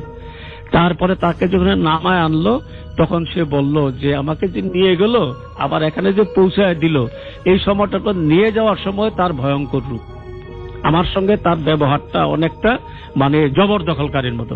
কিন্তু যখন ফেরত নিয়ে আসলো আমার প্রতি খুব সেই মানে এত সফট ব্যবহার করলো, পারে তো আমার কাছে মাপ দিয়ে আমাকে রেখে যায়। পরে হুজুরকে জিজ্ঞেস করা হলো যে কি হলো, আসলে ঘটনাটা কি ঘটল। বলল যে এটা একটা বজ্জিন। সে বজ্জিন বিশেষ করে নববধূদের উপরই তার আকর্ষণ বেশি থাকে। ও একটা লম্পট চরিত্রের একটা বজ্জিন। সে যখন নিয়ে গেছে তার আশেক হয়ে গেছে, সে ওখানে নিয়ে গেছে। কিন্তু তখনই শোনার সঙ্গে সঙ্গে আমি দোয়া দুরুদ পড়তেছিলাম, তখন তার উপরে এটার প্রভাব হয়ে গেল এবং সে ভীত হয়ে এখানে রিটার্ন করে দিয়ে গেল। এই বাড়িতে এই এলাকায় তখন এরকম আরো অনেক ঘটনা আছে, আমরা সেই ঘটনাগুলো শুনবো। আমরা ঘটনা বলবেন, আপনার যে ঘটনাটা, এই ঘটনাটা কোথাকার ঘটনা আরেকবার বলতে হবে একটু প্লিজ। এই ঘটনাটা কক্সবাজারে ঘটেছে। কক্সবাজারে ঘটেছিল, শুনি আপনার ঘটনাটা। এই ঘটনাটা আমার কাজিন আকবর রাব্বির কাছ থেকে আমি শুনেছি। এই ঘটনাটা বেসিক্যালি তার ফ্রেন্ড আর তার ওয়াইফের সাথে ঘটে যায়। তারা 2008 সালে বিয়ের পর তারা হানিমুনে যায় কক্সবাজারে। ফার্স্টের দিন তারা কক্সবাজার বিচের মধ্যে টাইম স্পেন্ড করে। সেকেন্ড ডেতে তারা হিমছড়ি এবং ইনানি বিচে যেতে চায় একটা সিএনজি ভাড়া করে। তারপর তারা হিমছড়ি পাহাড়ে ওঠে। হিমছড়িটা অনেক ঘোরাঘুরি করে তারা পাহাড়ে উঠে তার ওয়াইফ একটা 7 থেকে 8 বছর একটা বাচ্চা ছেলেকে দেখতে পায়। আচ্ছা, এবং তাদের সাথে পরিচিত না তো নিশ্চয়ই? না, পরিচিত না। আর সেই বাচ্চা ছেলেটার হাতে একটা ফুল ছিল। এখন সে বেসিক্যালি এটা মনে করেছিল যে ফুল বিক্রি করে যে টাইপের ছেলেরা ওখানে থাকে ওই টাইপের। সে বলল যে আমাদের ফুল লাগবে না। পরে সেই ছেলেটাকে ইগনোর করলো। পরে সে জায়গা থেকে লিভ করলো। তারপর তারা ইনানি বিচে যায়। সেখানে গিয়ে তারা পানিতে গোসল করে। ভাইয়া পিকচার তুলছিল পানিতে, আর ভাবি বিচের মধ্যে বসেছিল। কিছুক্ষণ পরে সে সাইড ফিরে দেখলো যে সেই বাচ্চা ছেলেটাই হাতে একটা ফুল নিয়ে দাঁড়িয়ে আছে। সে ওই জিনিসটাকে, তখন তার মাথায় সেই জিনিসটা আসেনি যেটা যে ছেলেটাকে সে হিমছড়ি পাহাড়ে দেখেছিল, ওই ছেলেটা সেম, এটা তার মাথায় আসেনি। সে জাস্ট ছেলেটাকে দেখলো আর সে ওই ছেলেটাকে ইগনোর করলো।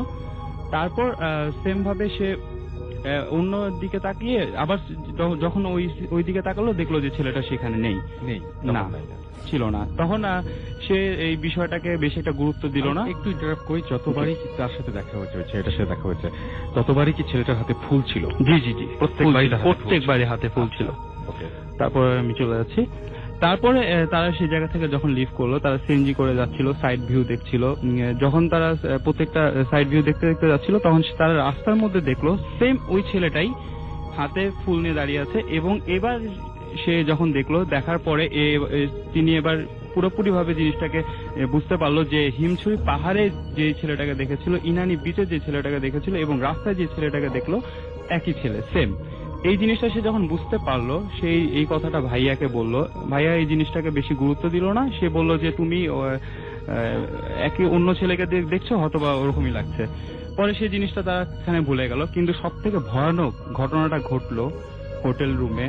মিডনাইটে তারা ঘুমাচ্ছিল, ডিম লাইটের আলোয় সে যেটা দেখতে পেল, হঠাৎ করে রাতের বেলা তার ঘুমটা ভেঙে যায়। সে ডিম লাইটের আলোর মধ্যে সে দেখতে পেল ওই সেম ছেলেটা তাদের পায়ের সামনে দাঁড়িয়ে আছে হাতে ফুল নিয়ে।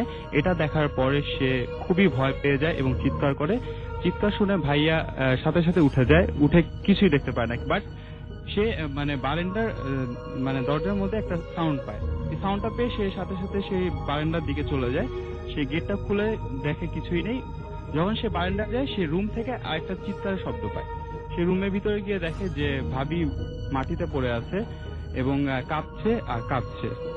সে তাকে জিজ্ঞেস করে কি হয়েছে। সে যেটা বলে যে সে যখন বারান্দায় গিয়েছিল ভাইয়া, তখন সে সেম ওই ছেলেটাকে দেখতে পেয়েছিল। আর ওই ছেলেটা মানে তখন একটু রাগান্বিত চেহারাদের মধ্যে ছিল, আর ছেলেটার চুলগুলো বড় ছিল। তারপর তাকে হাতটা ধরে, যখন তার হাতটা ধরে, তখন সে তাকে দেখতে পাচ্ছিল না। তাকে হাতটা ধরে বেড থেকে নিচে ফেলে দেয়। যখন তার হাতটা ধরে, তখন তার মানে মনে হলো যে ঠান্ডা কিছু একটা জিনিস তার হাত ধরে তাকে নিচে ফেলে দিল। পরে ভাইয়া যখন এইসব ঘটনাগুলো শুনলো, তখন সে বললো সামথিং ইজ ভেরি রং। তারপর তাকে ঠান্ডা করার জন্য বললো এটা আসলে কিছুই না, এই জিনিসটা তুমি ভুল হয়তো বা ইয়ে করেছো। পরে তারা ফ্রেশ হয়ে আবার ঘুমিয়ে গেল। যখন ঘুমাচ্ছে তখন সে ফিল করলো যে ভাবির গায়ে অনেক জ্বর চলে এসেছিল, 103-এর উপর তখন জ্বর ছিল। পরের দিন সকালবেলা লোকাল একটা ডক্টরকে আনা হলো। সে ডক্টরটা তাকে মেডিসিন দিল, বাট তার জ্বর কমছিল না। তারপরে তারা ওই দিন রাতের বেলায় ঢাকার উদ্দেশ্যে ব্যাক করলো। ঢাকার আসার পরও ভাবির জ্বর কমছিল না, 101 থেকে 103-এর মধ্যে জ্বরটা ছিল। তারপর একটা হুজুরকে আনা হলো। হুজুর তাকে দোয়া তাবিজ করে তাকে একটা তাবিজ দেয়, আর তাবিজ দেওয়ার পরে তার হাজবেন্ডকে বলে যে কোনো সমস্যা হবে না, তাকে কোনো ক্ষতি করতে পারবে না।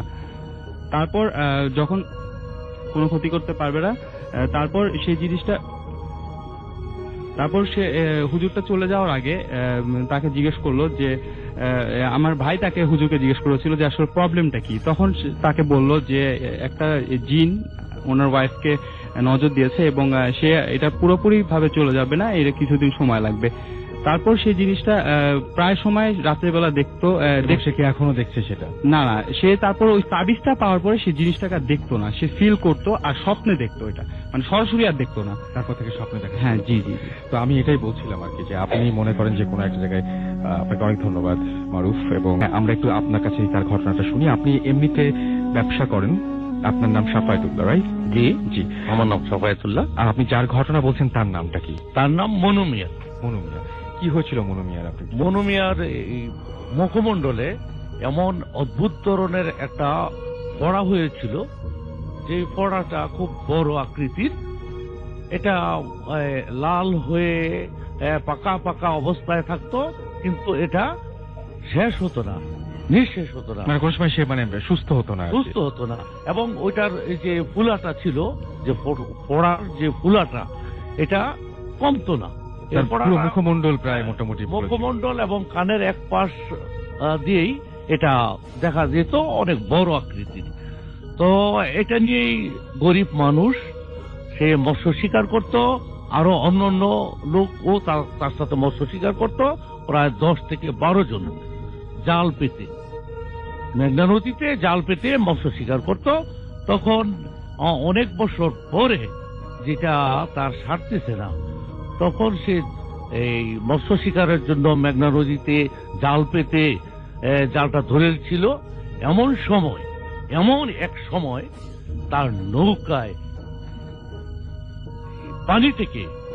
পানি থেকে এই মেঘনা নদীর যে নদী থেকে এমন অদ্ভুত আকৃতির এক ভূত বা জিন বা যে কোনো শ্রেণীর ওঠে তার নৌকা তুটলো এবং বললো, তুমি ভয় পেও না, তোমার যে অদ্ভুত শ্রেণীর যে ফোড়াটা আছে, তুমি এটা নিয়ে অনেক কষ্ট করতেছো, তোমার আর কষ্টের দিন শেষ হয়ে যাবে।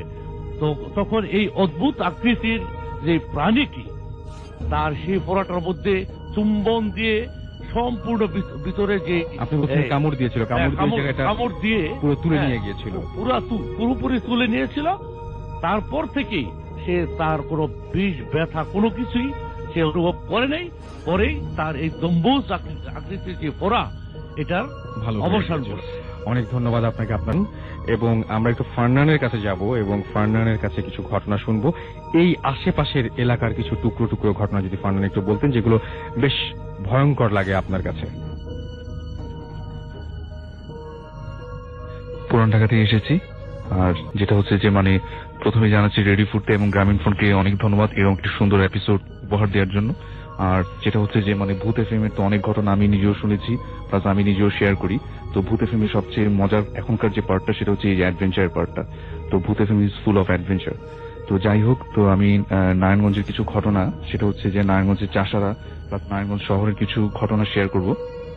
এগুলো মূলত মানে আমার বেশ কিছু ফ্রেন্ড এই নারায়ণগঞ্জে রয়েছে এবং তাদের কাছ থেকে আমি শুনেছি। তো এর মধ্যে যেটা হচ্ছে যে আমার একটা ফ্রেন্ড আছে, ওর নাম হচ্ছে মীরা। ও নারায়ণগঞ্জের মানে শহীদনগর নামে একটা জায়গা থাকে এবং ওই ঘটনাটা শেয়ার করে। এবং ও যেটা বলে যে এই নারায়ণগঞ্জের যে শীতলক্ষা নদীটা, এই নদীর পাড়ে বেশ কিছু জায়গা রয়েছে যেগুলো হন্টেড। এবং এই জায়গাগুলোর মধ্যে একটা মানে সব থেকে পরিচিত যে জায়গাটা, সেটা হচ্ছে কুমুদিনী ওয়েলফেয়ারের একটা পরিচিত জায়গা ছিল এখানে। এবং এখানে নাকি একটা মাঠ ছিল, এবং এই মাঠের পাশে মানে বর্তমানে যেটা এই মাঠটা সবাই বাটা কোম্পানির মাঠ নামে চিনে থাকে। তো এই মাঠ নিয়ে অনেক ঘটনা একসময় প্রচলিত ছিল, কিন্তু এখন তো বর্তমানে অনেক লোকালয়, অনেক মানুষজন, তো বর্তমানে এরকম নাও দেখা যেতে পারে, কিন্তু এটা আগের একটা মিথ প্রচলিত ছিল এরকম। তো এবং এই মাঠটা কিন্তু সেই শীতলক্ষা নদীর পাড়ে এখনো রয়েছে। তো বর্তমানে এটা বাটা কোম্পানির মাঠ নামে পরিচিত। তো এখানে যেটা হতো যে মানে দিনের বেলাও নাকি মানুষ আসতে খুব বেশি ভয় পেত। কেন ভয় পাওয়ার কারণ? ভয় পাওয়ার কারণ হচ্ছে যে এখানে অনেক মানে মানুষকে মেরে কবর দিয়ে রাখা হইতো, মানে সিক্রেট কিছু মানে কবর থাকে না যেটা অনেকে জানে না, এরকম কবর দিয়ে রাখা হতো। তারপরে ফলে কি করতো? তার ফলে যেটা হতো যে যখন মানুষ এখান থেকে ক্রস করতো রাতে বা অন্যান্য সময়, যাদের বাসা আশেপাশে রয়েছে তারা হঠাৎ করে অনেক ধরনের সাউন্ড শুনতে পেত, যেমন হঠাৎ করে কোনো মেয়ে কাঁদতেছে এরকম একটা সাউন্ড। তারপরে আরো যেটা দেখতো যে নদীর পাড়ে যেহেতু ওই অনেক সময় দেখা যেত যে রাতের দিকে ওই কিছু কিছু ছোট ছোট ছেলে মেয়ে নদীতে গোসল করতো, যেটা আমরা অনেক সময় দেখি না যে দুপুরবেলা গোসল করে, এরকম রাত 12টা 12:30টার দিকে। এটা তো একটা খুবই অস্বাভাবিক একটা বিষয়, তাই না, যে হঠাৎ করে এরকম কিছু দেখা যাবে। তো সবাই যখন দেখতো ওরা বুঝতো যে না এটা উইয়ার্ড কিছু একটা। পুকুরের কথা বলছেন, সেই পুকুরের কথা যেটা, হ্যাঁ একটা একটা করে আসি ভাইয়া, মানে সিরিয়াল বয়ে আসতেছি। তো এটা হচ্ছে ওই শীতলক্ষা নদীর পাড়ের বেশ কিছু ঘটনা। তো এরপরে আরেকটা ঘটনা আছে নদী রিলেটেড, এই শীতলক্ষা নদী নিয়ে। সেটা হচ্ছে যে ওই সময় একটা মিথ প্রচলিত ছিল যে এই ঘটনা মূলত একটা মাঝির কাছ থেকে আমি শুনেছিলাম। সেটা হচ্ছে যে এইরকম যে ওনারা যখন রাতের বেলা, অনেক আগের ঘটনা এগুলো, পুরনো, তো ওনারা যখন মানে ওই নৌকা বন্ধ করে যখন মানে রাতে চলে যাবে, তখন যেটা হচ্ছে অনেক মাঝিরা ওই নৌকাতে থেকে যেত রাতের বেলা। তখন যেটা হতো যে একটা মানে একটা মেয়ের মতো মানে বইয়ের মতো সাজ দিয়ে মানে লাল শাড়ি পরে মানে একটা কেউ আসতো এরকম, এসে মানে মাঝিদেরকে বলতো যে আমাকে নদী পার করে দাও। তখন সবাই চিন্তা করতো যে যারা ওখানে থাকতো, অনেক কম মানুষই থাকতো তখন সেখানে, তারা ভাবতো যে হয়তো বা হেল্প করি, একটা কোন একটা মানে বিপদে পড়ছে হেল্প করি। তো তখন যেটা হতো যে তারা ওই নদী পার করার জন্য ওই যে লাল শাড়ি পরে যে মেয়েটা আসতো সেটাকে উঠাতো নৌকাতে। এবং সব থেকে অবাক বিষয় ছিল যে কখনো তারা মানে যাদের সাথে এই ঘটনাটা গুলো ঘটেছে তারা কখনোই ওই মেয়েটার চেহারা দেখতে পারেনি, মানে সবসময় মানে চেহারাটা বন্ধ করা থাকতো নাকি। এবং এই নৌকাটা যখন মাঝ নদীতে দিকে আসতো, গভীর নদীর দিকে আসতো, তখন হঠাৎ করে ওই জিনিসটা মানে নদী থেকে ঝাঁপ দিয়ে নদীতে পড়ে যেত। মানে ঝাঁপ দিলে তো নদীতে একটা সাউন্ড হবে পানিতে পড়ার, সেটা হতো না, মনে হচ্ছে যে ভ্যানিশ হয়ে গেছে হঠাৎ করে। তো এরকম অনেক মিথ এই নদীটা নিয়ে প্রচলিত ছিল। আর যেটা হচ্ছে যে আরেকটা কথা বলবো সেটা হচ্ছে যে এই নারায়ণগঞ্জ শহরেই মানে পানির ট্যাঙ্কি মানে একটা জায়গা আছে এরকম, মানে এরকম নামেরই, এক্স্যাক্টলি নামটা আমার ঠিক মানে এখন মনে নেই। তো সেখানে একটা পুকুর রয়েছে। এই পুকুরে যেটা সব থেকে বেশি প্রবলেম সেটা হচ্ছে যে প্রত্যেক বছরই প্রায় জুন থেকে জুলাই মাসে, এই 2টা মাসেই বিশেষ করে এই পুকুরটাতে অনেক মানুষ মারা যায়, মানে মিনিমাম একজন হলেও মারা যাবে। কিন্তু এই মারা যাওয়ার কারণটা কেউ এখন পর্যন্ত আইডেন্টিফাই করতে পারেনি। এখানে যে ঘটনাটা ঘটে যে হঠাৎ করে যেটা দেখে যে মানে ওই জুন জুলাইয়ের দিকে কেউ একজন মানে লাশ ভেসে উঠছে সন্ধ্যার পরে। ওই লোকটা কিভাবে মারা গেল, মানে কেন মারা গেল, কিভাবে মানে এই জিনিসগুলো বুঝতে পারে না কেউ। তো এরকম একটা হন্টেড পুকুর মানে নারায়ণগঞ্জে রয়েছে। তারপর আরেকটি স্কুলের কথা মানে আমি শুনেছি, সেটা হচ্ছে যে ওই স্কুলে একবার যেটা হয় যে মানে একটা ছোট বাচ্চা ক্লাস 2-3 পড়ে এরকম, সে মানে বাথরুমের ভিতরে মানে লক হয়ে গেছিল। এবং লক হয়ে যাওয়ার পরে যেটা হয় যে তার থেকে 2 থেকে 3 দিন মানে যেটা হলিডে ছিল, এবং সে কোনোভাবে আর বাথরুম থেকে বের হতে পারেনি। তো এরপর যেটা হয় যখন স্কুলটা খোলে তখন যেটা হয় যে ওই বাথরুমের থেকে প্রচুর মানে গন্ধ আসতে থাকে, পচা কিছু গন্ধ। তখন সবাই যেটা করে যে ওই গেটটা ভেঙে মানে ভিতরে ঢোকার পরে ওই ছোট বাচ্চাটার লাশটাকে পায়। কিন্তু এর মাঝখানে কিন্তু মানে বাচ্চাটার বাবা মা অনেক খোঁজাখুঁজির চেষ্টা করে, বাচ্চাটাকে কিন্তু কোথাও খুঁজে পায় না। পরে শেষ পর্যন্ত স্কুলের বাথরুম থেকে বাচ্চাটার লাশ খুঁজে পায়, এবং বাচ্চাটার লাশ এমন ভাবে ছিল যে মানে ঘাটটা সম্পূর্ণ মানে ভাঙা ছিল, এবং কমোটের ভিতরে যে গর্তটা থাকে সেখানে মাথাটা টেনে নিয়ে গেলে যেরকম হবে মানে সেরকম বিভৎস অবস্থায় লাশটা পাওয়া যায় ওই বাথরুমের ভিতরে। তো এই ছিল মানে মোটামুটি এখানকার হন্টেড কিছু প্লেসের ঘটনা। তো এখানকার যারা লোকাল আছেন তারা অবশ্যই হয়তো বা আরো অনেক কিছু জেনে থাকবেন। এই তো, থ্যাংক ইউ। বলি তাই না, আপনি একটু কাইন্ডলি যদি বলতেন যে আপনি কোথা থেকে এসেছেন? নওগাঁ থেকে এসেছেন। আচ্ছা, শুনি আপনার ঘটনা। আমি হ্যালো গাইস, হ্যালো লিসেনার্স, আমি প্রথমে আপনাদের সবাইকে সালাম জানাই। আর যাদের অনুপ্রেরণাতে আমি শুনতেছি মানে শুনছি, তাদের নামটা আমরা শুনবো না এখন, অনেকে অনেক কষ্ট করেছে, আমরা সরাসরি ঘটনায় চলে যাই। আচ্ছা ঠিক আছে। আমি যে ঘটনাটা বলবো সেটা হচ্ছে আমাদের নওগাঁর ঘটনা, এবং এটা গ্রামের ঘটনা। ঘটনাটা আমার বাবার কাছ থেকে শোনা, আমি সেভাবে বলার চেষ্টা করছি। তো আমার বাবা একজন স্কুল শিক্ষক। আচ্ছা, তিনি সহকারী হেড পোস্টে ছিলেন। আমাদের বাসাটা গ্রামে, গ্রাম থেকে প্রায় 20 কিলোমিটার দূরত্বে তার স্কুল। সেখানে তিনি প্রতিদিন বাইকে যাতায়াত করতেন। তো সেই সুবাদেই মানে স্কুলের মানে হেড স্যারের সাথে তার ভালো সম্পর্ক থাকা, স্কুলের বিশেষ যে কাজগুলো করতে হতো অতিরিক্ত সময়ে তিনিই করতেন। তো এই অবস্থাতেই হঠাৎ কোনো প্রয়োজন পড়ে যাওয়ায় স্কুল 4টার দিকে ছুটি হওয়ার পর হেড টিচার আমার বাবাকে নওগাঁয় আসতে বলেন। নওগাঁর দূরত্ব স্কুল থেকে প্রায় 30 কিলোমিটার দূরে। তো সেখানে তিনি সন্ধ্যার 4টার দিকে রওনা দেন, আসরের নামাজ পড়ার পর রওনা দেওয়ার ফলে সেখানে কাজ সেরে আসার পথে মানে আসবেন এখন, সেই সময় মানে এশার আজান দিয়ে দেয়। তখন তিনি মানে সেই সময়, এটা ঘটনাটা হচ্ছে আপনার 96 সালের দিকের। তখন আমাদের ইলেকট্রিসিটি ছিল না আমাদের এলাকায়। তো উনি তাড়াতাড়ি আসার জন্য, তার কাছে যেহেতু বাইক ছিল, আমাদের ওই রাস্তাটা ভয়ঙ্কর ছিল, মানুষেরও ভয় ছিল, তো তাড়াতাড়ি আসার জন্য হাইওয়ে রোড দিয়ে আসলে দেরি হবে, এই জন্য তিনি গ্রামের রাস্তায় চলে আসতেছিলেন। তো রাস্তায় আসতে আসতে প্রায় 8 কিলোমিটার চলে আসছেন উনি। আর 8 কিলোমিটার অতিক্রম করার পর সেখানে একটা শ্মশান আছে এবং অনেক জঙ্গল আছে, মানে রাস্তাটার পুরো সাইডেই জঙ্গল। পুরো রাস্তাটার মধ্যে দিয়ে মানে সন্ধ্যার আগেই যখন আসর নামাজ হয় এই সময় কেউ যেতে পারে না, আর রাস্তাটা মানে মাটির রাস্তা। তো উনি যখন প্রায় ওই জায়গায় পৌঁছেন সেই সময় বাজে আপনার 8:30 থেকে 8:30টার দিকে আর কি, যখন মানে শ্মশান ঘাটের কি 100 কোস আগে তিনি গাড়ি নিয়ে পৌঁছেন। গাড়িটা সেখানে বন্ধ হয়ে যায়। বন্ধ হয়ে যাওয়ার পর গাড়িটা ওখানে স্টার্ট হয় না। তিনি অনেক চেষ্টা করেন স্টার্ট করানোর, তারপরে মানে গাড়িতেই বসে থেকে টেনশন করেন যে অনেক দূর তো এখনো বাসা, এখন কি করে যাবেন, এটা টেনশন করতেছেন না, সামনে তাকাচ্ছেন, রাস্তায় আবছা অন্ধকার, তার কাছে কোনো লাইট নাই, গাড়ির আলোতেই তিনি দেখে আসতেছিলেন। তো চতুর্দিক অন্ধকার, এই অন্ধকারের মধ্যে তিনি মানে সামনের দিকে যখন তাকান তখন দেখতে পান যে একটা অনেক লম্বা লোক মানে সাদা ড্রেস পরিহিত আমার বাবার সামনে হেঁটে আসতেছে। তখন তিনি এটা ভালো করে লক্ষ্য করতে থাকেন। যখন আস্তে আস্তে কাছের দিকে আসতেছে তখন আবার তিনি লক্ষ্য করেন, মানে ভালো করে দেখেন যে ওই একই রূপটা, মানে একই লোকটাই 7টা লোক হয়ে যায় তার সামনে, মানে 7টা অবয়ব তার সামনে ভাসতেছে। তখন তিনি অবাক হয়ে যান, মানে মুখে কোনো দোয়া টোয়া কিছু আসতেছে না, গা ঘেমে যায়, প্রচন্ড ভাবেই তিনি হয়ে যান, ভয় পেয়ে যান। হ্যাঁ, ভয় পেয়ে যান।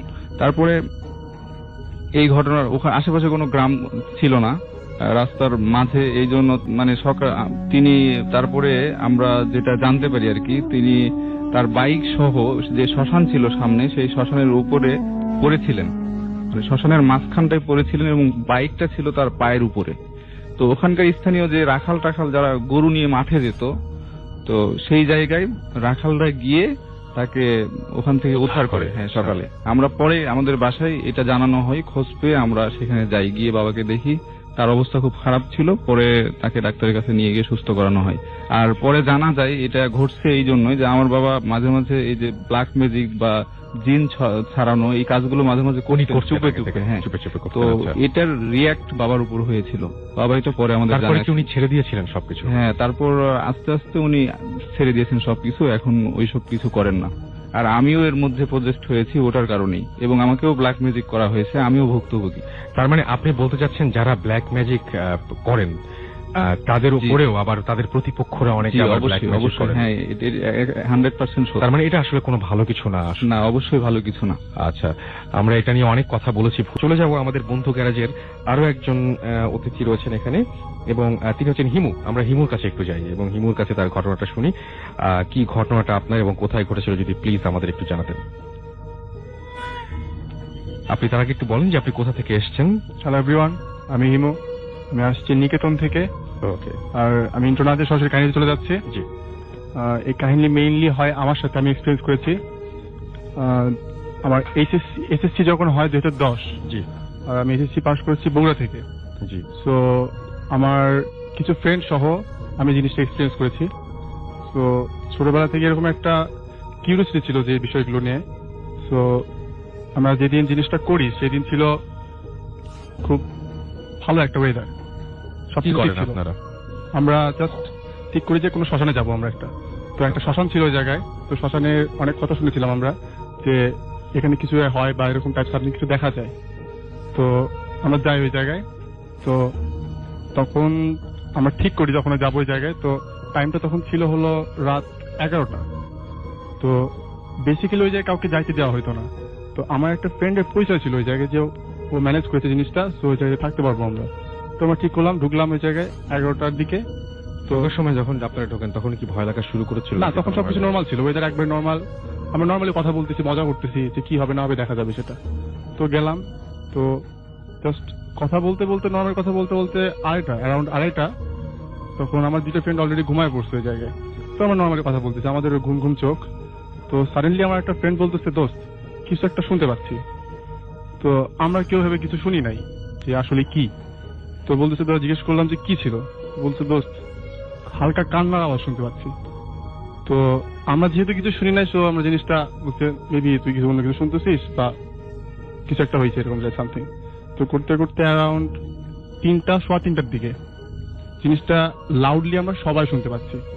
তো আমি আমার ফ্রেন্ডকে বললাম যে দুজন ঘুমায় ছিল, যে ওদেরকে রেখে তো আমরা জিনিসটা ফলো করতে পারবো না, তো ওদেরকে তুললাম। তো তারপরে বললাম যে চল দেখি জিনিসটা কি, মেইনলি তো আসাই জন্য আমাদের। তো এখন আমরা জিনিসটা ফলো করতে যাচ্ছি, বাট কোন দিকে ফলো করবো? অন্ধকার, শ্মশানে অন্ধকার থাকে সবাই জানে।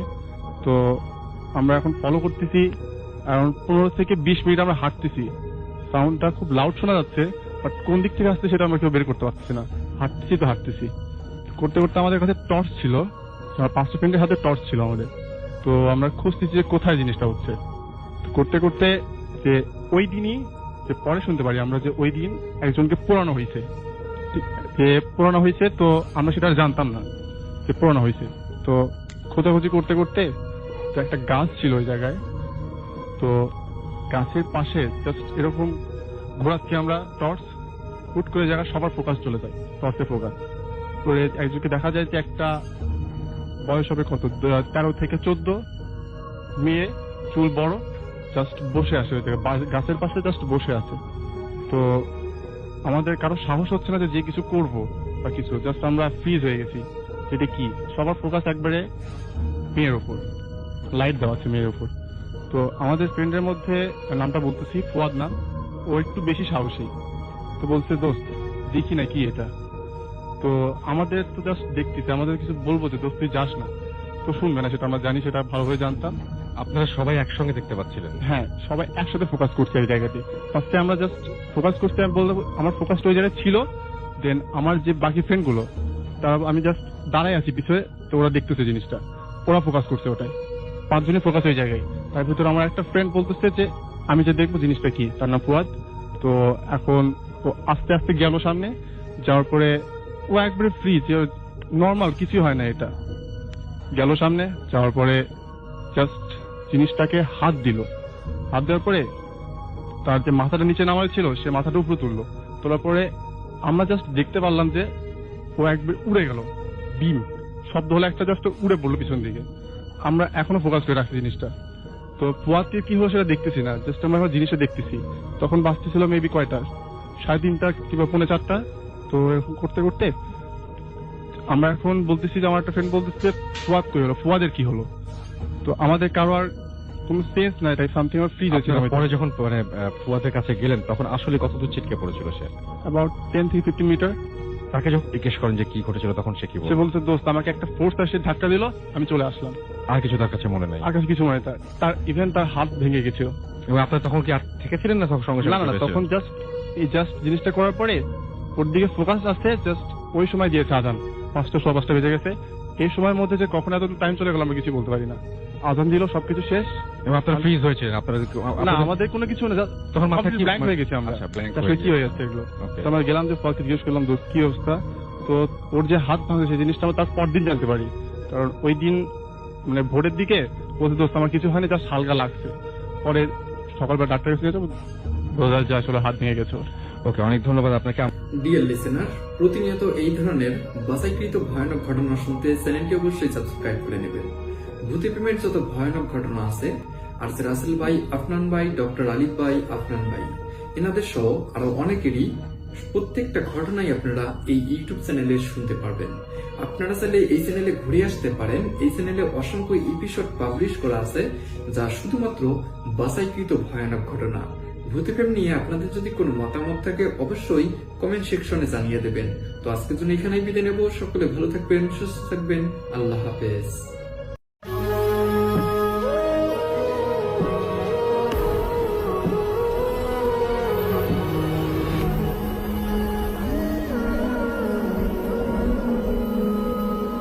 আসসালামু আলাইকুম প্রিয় লিসেনার্স, আশা করছি আপনারা সবাই ভালো আছেন এবং ভালো সাথেই আছেন। প্রতিনিয়ত আমরা কিন্তু আপনাদের গল্প শুনিয়ে থাকি, আজকেও কিন্তু এর ব্যতিক্রম কিছুই নয়। আমরা নতুন একটি গল্প নিয়ে আপনার সঙ্গে হাজির হয়েছি।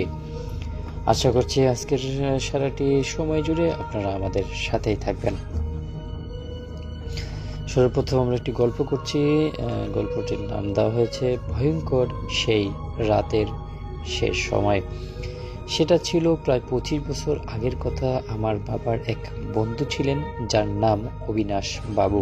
তিনি তখন নতুন চাকরিতে যোগ দিয়েছেন, শহরের একটি মফস্বল শহরে পোস্টিং পেয়েছিল। শহরের বাইরে একটি পুরনো বিশাল জমিদার বাড়ি ভাড়া নিয়েছিলেন তিনি, কারণ সস্তায় অনেক বড় বাড়ি আর কোথায় পাওয়া যাচ্ছিল না। লোকজন বলছিল বাড়িটা অভিশপ্ত, সেখানে রাতে নাকি রিডিরা আনাগোনা করে, অনেক রকমের ভয়ভীতি লাগে, অনেক হাসির কান্নার শব্দ শোনা যায়। কিন্তু অবিনাশবাবু যুক্তিবাদী মানুষ, এসব কুসংস্কার কখনোই মানতেন না। বাড়িটার নাম ছিল রায়বাড়ি। বাড়ির সামনে একটা বড় শেওড়া গাছ, আর পিছনে ছিল শান বাঁধানো ঘাট সহ আর একটা পুকুর। রাতের বেলায় শেওড়া গাছের ডালগুলো অদ্ভুতভাবে দুলতে থাকে, যেন কেউ হাতছানি দিয়ে রাখছে। অবিনাশবাবু সবসময় একা থাকতেন। একদিন সন্ধ্যার পর তিনি বাড়ি ফিরছিলেন, তখন হঠাৎ দেখেন যে তার আসলে সময়টা অনেক পেরিয়ে গেছে, প্রায় রাত 9টা বাজে। চারপাশে শুনশান নীরবতা। হঠাৎ তিনি দেখলেন রায়বাড়ির বাগানের মধ্যে একটা সাদা ধবধবে শাড়ি পরা মহিলা দাঁড়িয়ে আছে। মহিলাটার চুলগুলো একদম খোলা, মুখ অন্ধকারে দেখা যাচ্ছে না এবং তার কোনো নড়াচড়া করছে না। প্রথমে অবিনাশবাবু মনে করলেন হয়তো কোনো কাজের লোক বা আশেপাশের কেউ, কিন্তু মহিলাটা স্থিরভাবে দাঁড়িয়েছিল এবং তার দিকেই তাকিয়ে ছিল বলে মনে হলো। অবিনাশবাবু ভয় না পেয়ে সাহস নিয়ে এগিয়ে গেলেন এবং ডাকলেন, কে ওখানে? ওখানে কে দাঁড়িয়ে আছে এত রাতে? কি করছেন ওখানে? যখন প্রশ্ন করলেন, কিন্তু মহিলার কাছ থেকে কোনো উত্তর এলো না। শুধু একটা চাপা কান্নার শব্দের আওয়াজ ভেসে উঠল। অবিনাশবাবু আবার ডাকলেন, এবার একটু জোরে। মহিলাটা তখন ধীরে ধীরে তার দিকে এগিয়ে আসতে লাগলো। যত কাছে এলো অবিনাশবাবু তত বুক ধরপড় করতে লাগলো, কারণ তিনি দেখতে পেলেন মহিলাটার পা মাটিতে স্পর্শ করছে না, যেন শূন্যের মতো ভাসছে, পাখির মতো উড়ে উড়ে আসতেছে। আর তার মুখটা দেখতে ভীষণ বিভৎস, চোখের জায়গায় শুধু কোটা, দাঁতগুলো অস্বাভাবিকভাবে বড়, ছোট, মাঝারি, একড়া বেকড়া। ভয়ে অবিনাশবাবুর শরীর অসাড় হয়ে গেল। তিনি চিৎকার করতে পারলেন না, নড়তেও পারলেন না। মহিলাটা এবার তার সামনে এসে দাঁড়ালেন, তারপর ফিসফিস করে বলল, আমাকে নিয়ে যাও, আমার শিশু সন্তানকে আমি দেখতে পাচ্ছি না। কণ্ঠস্বর ছিল অস্বাভাবিক ঠান্ডা, হাত বুক কাঁপানো। ঠিক সেই সময় হঠাৎ একটা দমকা বাতাস বয়ে গেল, আর শাওড়া গাছটা থেকে একটা শুকনো ডাল সশব্দে নিচে পড়ল। ডাল পড়ার শব্দে অবিনাশ বাবুর সমৃদ্ধ ফিরলেন। তিনি প্রাণপণে দৌড়তে লাগালেন বাড়ির দিকে। এক মুহূর্তে আর দাঁড়ালেন না, দৌড়ে বাড়িতে গিয়ে এবার হোঁচট খেয়ে পড়ে গেলেন, কিন্তু ওঠার পর আর পিছনে ফিরে তাকাননি। কোনো মতে তিনি ঘরে ঢুকে দরজা বন্ধ করলেন। দরজায় একের পর এক দরজা ধাক্কা, যেন কেউ ধাক্কা মারছে। তার সাথে ভেসে আসছে সেই হাড় কাঁপানো কান্না, আমাকে ভিতরে আসতে দাও, আমি আমার শিশুকে খুঁজতে দাও। অবিনাশবাবু সারা রাত ঘরের কোণে বসে কাটালেন, ভয়ের কাটা হয়ে। ভোরের আলোতে ফুটতে সেই শব্দ আর কান্না একদমই থেমে গেল। ফজরের আজান হওয়ার সাথে সাথেই সেই সব আত্মাগুলো তাদের নিজেদের স্থানে ফিরে চলে গেল। পরের দিন সকালে তিনি বাড়ি চলে এলেন এবং কখনোই সেই শহরে ফিরে যাননি। পরে তিনি জানান যে হুবহু বছর আগে সেই রায়বাড়িতে এক মহিলা তার নারী সন্তানকে নিয়ে থাকতো। একদিন সেই মহিলা তার স্বামী মেরে ফেলে এবং শিশুটিকে পুকুরে ডুবিয়ে দেয়। অবিশ্বাস করতে হলেও সত্যি যে সেই মহিলার অতিরিক্ত আত্মার প্রতি রাতে ঘুরে বেড়ায় তার সন্তানদের খোঁজার জন্য। স্থানীয়রা বলে অমাবস্যার রাতে তার কান্না আরো স্পষ্ট শোনা যায় এবং যদি কেউ ভুল করে তাকে সাড়া দেয় তবে তাকেও সে টেনে নিয়ে যায় অন্ধকারে। অবিনাশবাবু সেই রাতের কথা কাউকে বলতে চাননি, কিন্তু তার চোখে মুখে সেই ভর আর বিভীষিকাময় ছাপ স্পষ্ট ছিল। তিনি বলতেন সেই রাতের কি শীতলতা আর বিভৎস মুখটা আমি আজও বলতে পারিনি। তারপর আসলে আমার মনে হয় শুধু এই মুহূর্তের জন্য আমার মা পিছনে তাকালো এবং আজও ফিরে পারতাম না। কিন্তু সেখানে কোনোভাবে আমাদের যে বাড়ির ফোন ছিল সেই ফোনগুলোর থেকে কল দেওয়া হয়েছে। কল দেওয়া হওয়ার পরে আসলে যে সমস্যাটা ছিল সেই সমস্যাটা কিন্তু সমাধান হয়ে গেছে। তারপরেও যে আমাদের গল্পের মূল নায়ক এইটাতে বোঝানো হয়েছে যে আসলে যেটাই মানে হোক না কেন সব কিছুর ভিতরে আসল কোনো কারণ থাকতে পারে। তো দর্শক, আমরা আশা করছি আপনাদের কাছে গল্পটি কিন্তু ভালো লেগেছে। আর আমরা কিন্তু প্রতিদিন রাত 9টা বা 10টার মধ্যে লাইভে আসি। আপনারা এই সময় যদি যুক্ত থাকেন তাহলে কিন্তু অবশ্যই পেয়ে যাবেন। তো দর্শক, আজকের গল্প এখানেই শেষ করছি। আবারও গল্প নিয়ে হাজির হব নতুন এপিসোডে। ততক্ষণ পর্যন্ত ভালো থাকবেন, সুস্থ থাকবেন।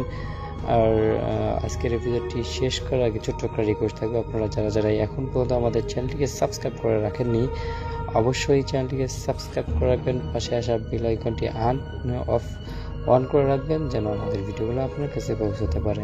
আল্লাহ হাফেজ।